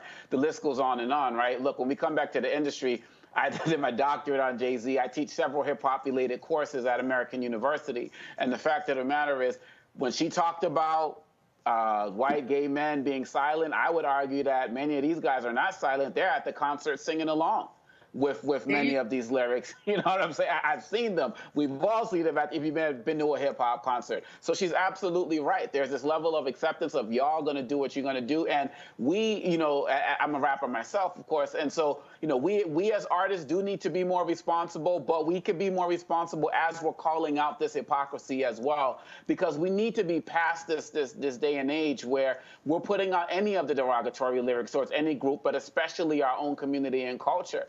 Because we never needed to do it in the first place.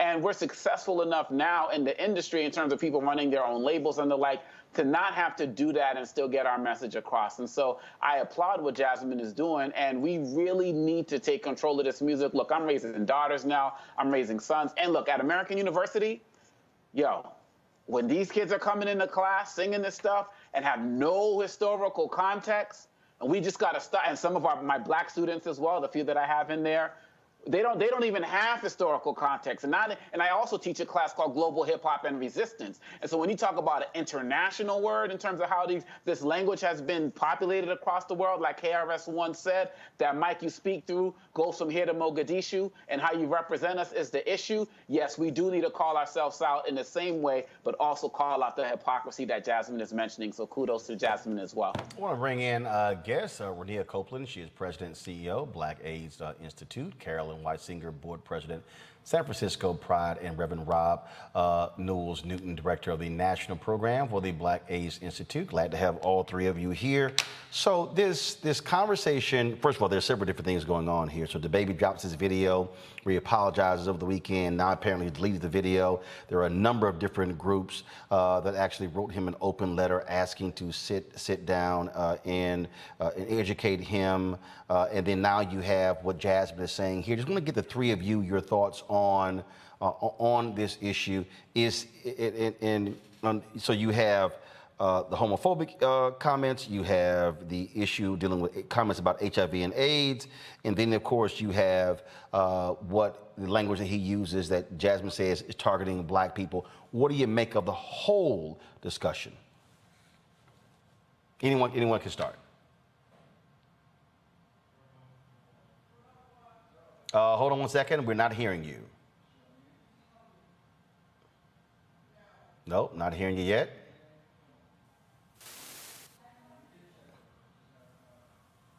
All right, so let's do this here. Okay, so we'll do this here. We're gonna go to a quick break. We're gonna figure the audio stuff out, and we're gonna come right back to Roland Martin Unfiltered.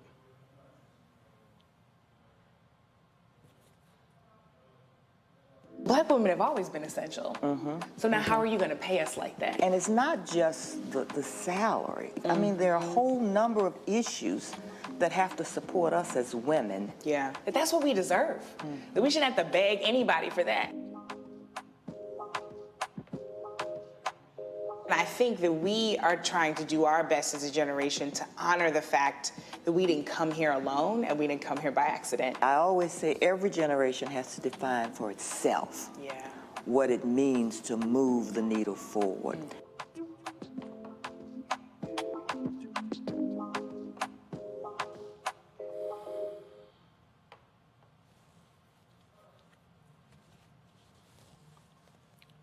White supremacy ain't just about hurting black folk. Right. We got to deal with it. It's injustice. It's wrong. I do feel like in this generation, we've got to do more around being intentional in resolving conflict. You and I haven't always agreed. Yeah. But we agree on the big piece. Yeah. Our conflict is not about destruction. Conflict's going to happen.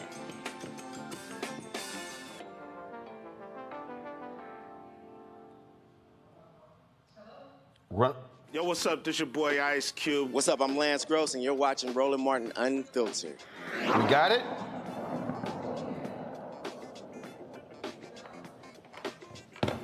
All right, so I think we've got the audio issues settled. So again, let's bring in our panel here, Renea Copeland, as well as Carolyn Wassinger and Reverend Rob Newells-Newton. All right, let's see if it works now. Let's see, can you hear me now? There we go, we got you. All right. Well, what I was saying before my audio decided it wasn't time was that Jasmine is absolutely correct. And what we talk about at Black AIDS Institute is how white supremacy and anti-Blackness really is the stem of oppression that is impeding our ability to respond to HIV and AIDS. We specifically call out the misogynoir that we saw from DaBaby. I think that if you would have played the recording a couple seconds earlier, you hear him talking about Black women and calling us names, and that is something that they come together. But I completely understand and agree that there is this double standard where we think that it's more acceptable, but we know it's not. And at least when it comes to HIV, we talk about, and we have so much data that shows that this misogynoir that's specific towards Black women is part of the reason we see increased HIV cases amongst Black women. We see higher rates of intimate partner violence among Black women living with HIV. We see higher rates of homelessness among Black women living with HIV as well. And so this is all because of and roots from this same anti-Blackness that we see from DaBaby in much of his music, and certainly most recently from his latest comments. Rob? Look, I'm a same gender-loving Black man who's been living with HIV for the last 16 plus years. So A, you don't die in 2 to 3 weeks. And I was surprised that his comments caused such an uproar, because I didn't expect it, because it hasn't before. Gay folks, women, we're all in the same gang when it comes to being disrespected by the hip hop industry. But I'd also say that we didn't call to cancel anybody. We called to engage and educate, and probably more important than educating DaBaby is educating the folks that listen to him, so that when he says stupid stuff, they don't believe it. Carolyn. Yeah, and I want to echo what Reverend Rob said and really push back on this notion that DaBaby is just misinformed. DaBaby is not misinformed. DaBaby is playing out the misogynoir, the anti-blackness, the homophobia that he has been taught for generations and for decades. We have seen this within our Black Black community at large. And you know what Reverend Rob said is correct. And I don't know which one of it was in my Facebook friends. You know, I've been having this conversation in these internet streets a lot. But one of them did also remark that 10 years ago, if a rapper had said these same things, he would not be getting the cancellation. But I think that there's a much deeper conversation to be had about where we are here in 2021, where we do have a DaBaby making these comments here. But a couple of weeks ago, we had someone like Lil Nas X who literally had a video with naked black men in it. That's something that went viral, but that was widely accepted. So we have to have these critical conversations about where we are and where we have seemingly progressed to. But are we having the conversation about the harm that has been felt by Black LGBTQ folks? And really also the fact that when you talk about, I'm not going to say white gays, I'm going to say non-black gays, because non-black and white gays all participate in this notion of black rappers as this stereotype. They don't see the offense of talking about black women in that way. And part of that is, I'll put that a lot on my generation. I'm from the generation, I'm 42 years old, so I grew up listening to the Sugar Frees of the world, and a lot of folks, you know, talking this way about black women and black gays. But for people who are not us and not in our community, it's a little bit different. And there's an amazing writer named Ashley Marie Preston, who's a black trans woman writer and media personality, who said, let black LGBTQ folks deal with DaBaby unless you are directly affected by the things that he said. And really, black LGBTQ folks, the ones who are normally erased from these conversations, are the ones who are directly affected and should be dealing with him directly as such. So, okay, so with that, there were a number of groups that actually wrote this open letter to DaBaby, and I've had a conversation with several African Americans who are involved in LGBTQ organizations, and so, all right, who reaches out? Who goes to him? I mean, I get the open letter part. But who's made the effort to say, hey, we want to sit down with you? Have any of you, have you heard from his camp? Are they willing to have a conversation? We're working on it. We've been engaged with them. We were one of the folks who were in that open letter. I also want to be really clear that the majority of folks on that open letter were Black-led agencies, which we thought was really important, particularly organizations in the South where we see the majority of new HIV cases. And I think that this is, you know, there's been some engagement, but let me tell you, we haven't sat in a room with him yet. We haven't gotten a phone call. We haven't even put in a text message chain with him. So there's some work to be done. And I think that there is a lot of protection from his representation, from Universal Music Group that he's underneath, because I think they haven't done the work, that they allow this kind of misogynoir, this anti-blackness, and they profit off of it. And so sitting him in a room with, you know, some of the nation's leading advocates to respond to HIV, I wish there was some more responsiveness. I wish we had a date on the books. At least there's some conversation back and forth. But I think that there is a huge systemic issue that these companies have around profiting off of anti-blackness. And what does that mean, especially after last summer, where we believe that more people said Black Lives Matter than we ever heard before? And so we haven't seen it realized yet. We're hopeful that it will happen, but it's been slower progress than I would have hoped for. So I'm confused here. So you just said that his record label is Universal? Uh-huh. Who owns Universal? I'm not sure. You tell me, who owns Universal? Isn't Universal owned by Comcast? Is it Universal? Is it Universal? So I'm curious. So if you haven't got on the phone with his team, what is the label saying? We're waiting on him. We're getting back and forth. But yeah, we sent that letter last week, and we haven't heard anything definitive yet. We've been in conversation. We're trying to book something, but there's nothing that's been on the table yet. I would hope for a speedier response. Yeah, I'm sorry. Especially around something that is so impactful in Black communities. Yeah, Universal, all these people have gone through these sales. So Universal Music Group is owned by the French media conglomerate Vivendi, with Chinese tech company Tencent owning a minority stake. Their headquarters in the Netherlands, as well as in Santa Monica, California. But the interesting thing is that their subsidiaries include Interscope, Republican Records. Let me just go ahead and read them: Cash Money Records, Universal Music Group, Mercury Records, Virgin Records. These are all of the folks who will go under the label and brand. Oh, let's see here. Actually, we go Capitol Music Group. We got Decca. Oh, Motown is underneath this as well. And so Universal Music Group Nashville, Universal Music Latin Entertainment, EMI, Capitol Music Group. So and this is the point that I think that what Jasmine is also making in her piece when we talk about language. I remember when I was on Paula Zahn's show years ago at CNN, before I actually officially joined them, and they had this whole hour dedicated to rap lyrics. And they wanted Russell Simmons on the show, 50 Cent. And finally I said, whoa. How in the hell are we having a conversation about the artists, but we ain't said a damn thing about the CEOs of these record labels? So from any of you, so what is the path forward? Sure, talking to him and his team is one thing. Who gonna call out his label?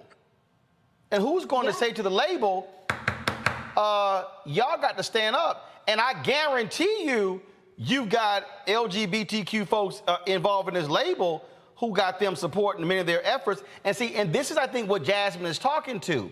You got folks who are profiting off of Black artists, but now you want to say something, but you wasn't saying nothing before. So Reverend Carolyn, how do we have this conversation, not just in Black America, but in broad America? What do y'all care about? Well, I think that there's, again, a lot of different ways to go with that particular question, because especially you mentioned how many people who were in the streets last year saying Black Lives Matter. And you have to recall that the murder of George Floyd happened, I believe, a week before June Pride Month kicked off. And so I remember, as the head of a Pride organization, I remember getting emails for days from, presumably, I'm going to assume, white gay men who thought that we were going to cancel Pride because now in 2021, because George Floyd has been killed, now they need to focus on Black people. So you have this issue where you have, again, I'll say non-Black, not just white, but non-Black people of color and white people who don't really focus so much on the issues affecting Black folks, including Black LGBTQ folks, including our Black trans community, including our Black folks who are affected by the HIV crisis, until someone literally tells them to do it. And so we can definitely focus on hitting them in the pockets. When you look at that list that you just gave, I mean, we think about Interscope, we think about Def Jam. So many of them have profited not just on language that have demeaned Black women, but have been profiting on artists who have demeaned Black LGBTQ folks for decades. So it's how do we get together as a Black LGBTQ together with our Black straight community? That is very important, because one of the things that I saw a lot in again, the internet comment section is you start to see that deep chasm between Black LGBTQ folks and Black straight folks who did not find any type of issue. How can we hit those companies in the pockets and force them to look at this issue if at the core of it, we're still so divided on it? Reverend? Look, I'm of the sense that we can separate morality and supply and demand. I grew up listening to Too Short basement tapes in my 8th grade language lab, but I can't listen to half the stuff I used to listen to 30, 40 years ago because I've matured. And so I think educating folks, helping them come to a new place, but supply and demand is going to let those record companies do whatever they do. My hope is that the record companies will put us out on tour with these problematic artists so that we can share accurate information about HIV. So what's the next step? What is it? I'm hoping that there is some resourcing work to do anti-Blackness work. Right, so we have Universal Music Group that is making all kinds of money off of not just DaBaby's misogynoir and anti-Blackness, but a whole lot of Black peoples and Black entertainers anti-Blackness. And I think it is unrealistic to expect that we are going to dismantle this internalized white supremacy that we have as Black communities and Black people from hundreds and hundreds of years of oppression and white supremacy that our country is steeped in.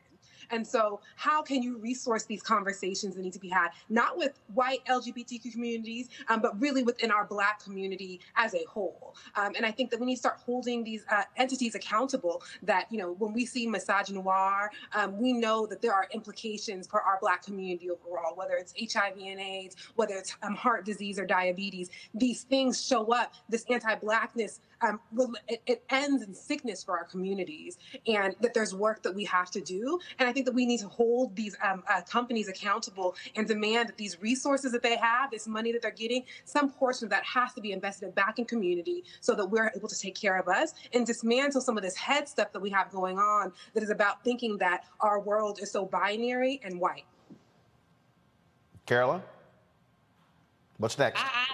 I agree as well, and I think that for those of us who create spaces, you know, I'm going to be very careful and not have anyone say I'm inviting DaBaby to San Francisco Pride, because that will go around the internet like wildfire.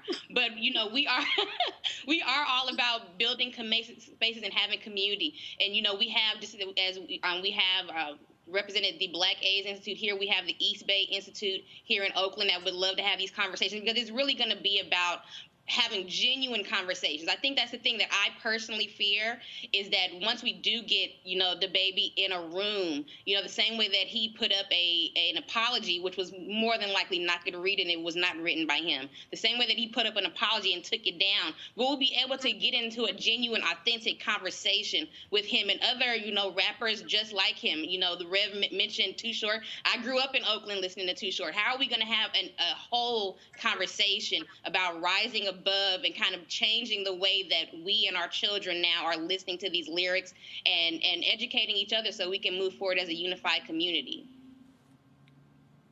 Rob? I think that's the important part, is we need to educate each other, right? Our motto is our people, our problem, our solution. And so I don't depend on DaBaby to become an HIV expert and go out and teach all of his audiences, but I want an invitation to do some of that stuff. And I want his audiences to start paying attention to HIV, because the epidemic is not over. A lot of folks think that AIDS ended 30 years ago, and it's not over. The look of it has changed, and it looks like us. All right. Well, certainly appreciate the three of you. Keep us updated on what happens if you have that conversation. And we certainly will be following this story to see what happens next. Thanks a lot. Thank you. Thank you. Thanks, Roland. All right. Folks, y'all saw this video over the weekend. D.C. cops were arresting this brother, and one began to wail away at him, punching at him several times. As you see right here, multiple punches were thrown at him. This video got lots of traction on social media, shared by Snoop Dogg and many others. You can see right there when this video, just 8 hours ago, this video had gotten 6.6 million views on Snoop Dogg's Instagram page, where, well, as a result of all of this attention from this video, D.C. police have announced that all charges have been dropped against this man. The police chief of D.C., first of all, the U.S. Attorney's Office said today that Kamon Johnson was released with no charges filed against him after the video was gone out. This is what the police chief said: "I'm embarrassed, disturbed, disheartened, and ashamed of what I've seen." This is D.C. Police Chief Robert Conti. And then it goes on to talk about this whole piece here. And then again, Robert White Jr. posted, "I won't repost the disturbing video of a D.C. Police Department officer punching a man in the face repeatedly. It has made many of us angry and nervous. This has been referred to the U.S. Attorney to consider prosecution. This shouldn't happen. When it does, there must be accountability." Took place on McCongo at 16th Street and V Street in Southeast. And again, witnesses reporting a hand-to-hand drug transaction The chief said at that point, according to this report here, they stopped an individual, did a pat down, and felt a gun. And then, of course, you have the chief saying, while getting illegal firearms is a priority for safer communities, this is not the way we would train our members to get illegal firearms off the street. So, Makongo, since charges dropped against him, I will hope the U.S. attorney announces charges against that cop. Well, and as soon as I saw the video and just the look behind him, I was like, that is Southeast, which is where I live. I just knew it. And, you know, we are the poorest area of D.C., most under-resourced, but we have the heaviest police presence. And so what I would like you said, I would like to have heard something of what's happening to the officer right now, because this is a guy who should be going through the whole process, but right now on leave, at the very least, without pay, should be fired. And again, we can't keep talking about, look, we know that charges would not have been dropped if there was no video. And so these officers, we talk about how they go above and beyond the call of duty. Look, when they do actions like this, the people in leadership need to go above and beyond the call of duty and making sure that they're getting the heaviest penalties possible up front that they can do before all of the trials and prosecutions happen, because this guy has no business being in uniform. And of course, the D.C. Police Union, Julian, released a statement on Facebook saying they're confident when the facts come to light, the actions taken by the officers will be understood and deemed justifiable. Well, if you didn't file any charges against him, clearly it wasn't justifiable. You know, what bothers me about the video more than anything else is the fact that these other officers didn't intervene. Somebody could have put, back up, man, stop it. I don't know what facts could emerge that would justify a police officer basically punching a man who actually is being held back. His adrenaline was out of control, but he was out of control. And, you know, shame on the police chief and shame on the mayor. I mean, she needs to have said something about this. This man needs to have been put on suspension. It's just disgusting that folks can get away with this kind of thing. And the union, of course, thinks that black people are cannon fodder for white people's anger. So I'm sure this cop is going to have some long story about how he got angry. Well, then, you know, get anger management, but don't take it out on a black man who is unarmed. You don't beat people up because they have drugs, if the man had drugs. You don't know. So I was outraged by it. The thing you showed for Robert White earlier, he's a member of the D.C. Council. I would have liked to see more comments from the D.C. Council, and I really would have liked to see this police officer at the very minimum, taken off duty, but he needed to be fired. Yep. Without a doubt. Yep. Fired. Yeah, absolutely. All right, folks. Time for our Fit, Live, Win segment.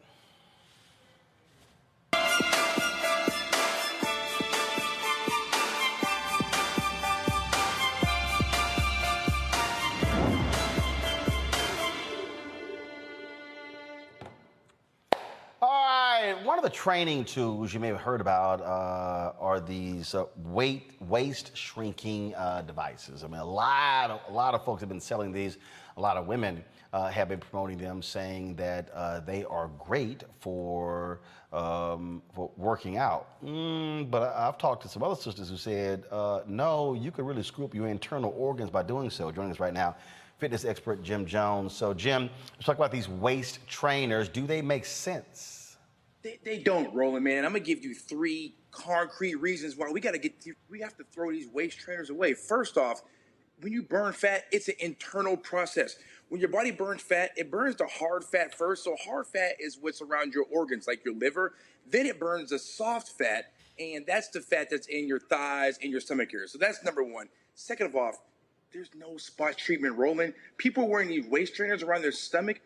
If you know how fat burns, it burns off all over your body. So unless you're going to just wrap yourself up like a mummy and waist trainers from head to toe, you're not doing nothing. You know, that's the thing. So I mean, they understand there's no spot treatment for these waist trainers, not at all. And the last thing is your body recovers best after the workout and when you're resting.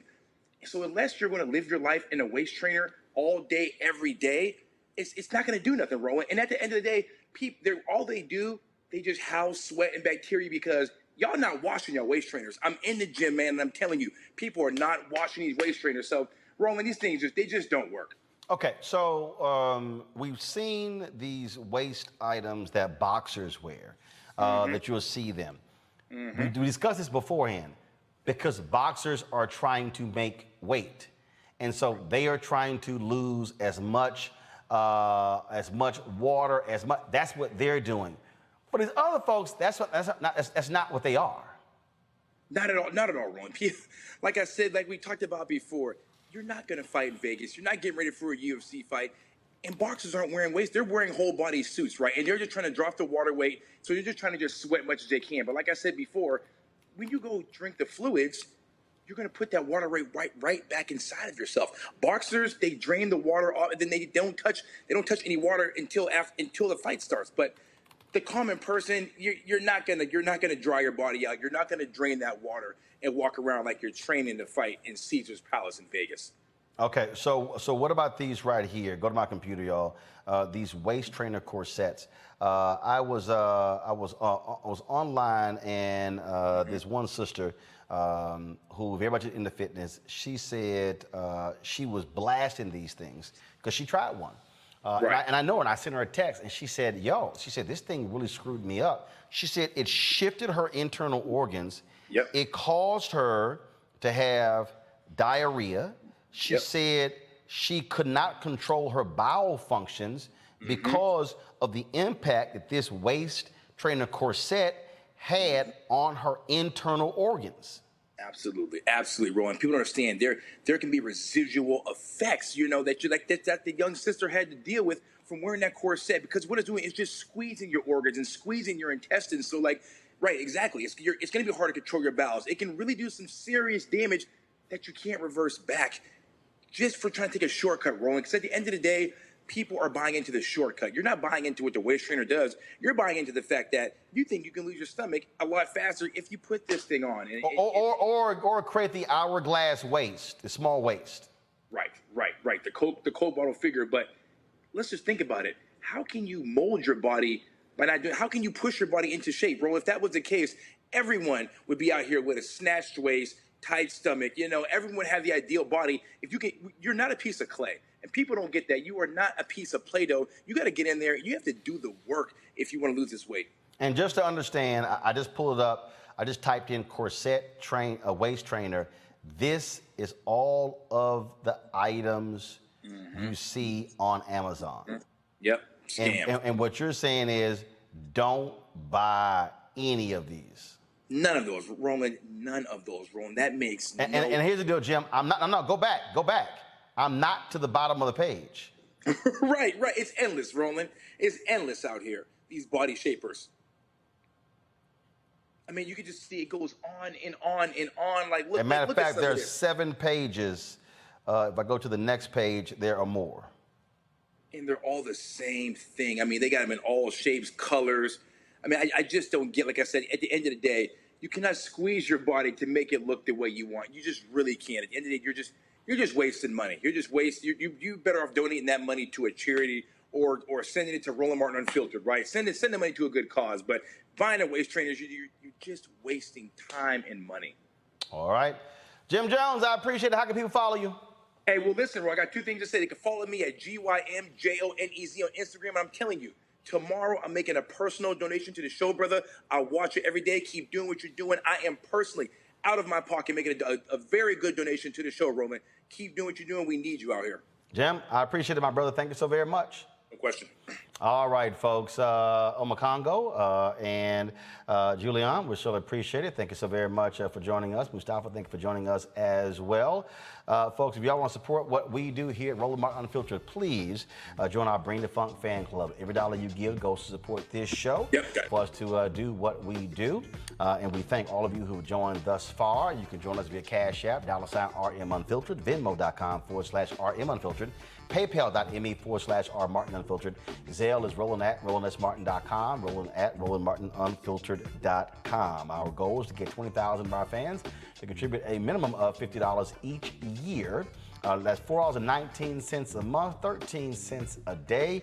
Trust me, it is well worth it. Folks, that is it. I shall see you tomorrow right here on Roland Martin Unfiltered. Holla!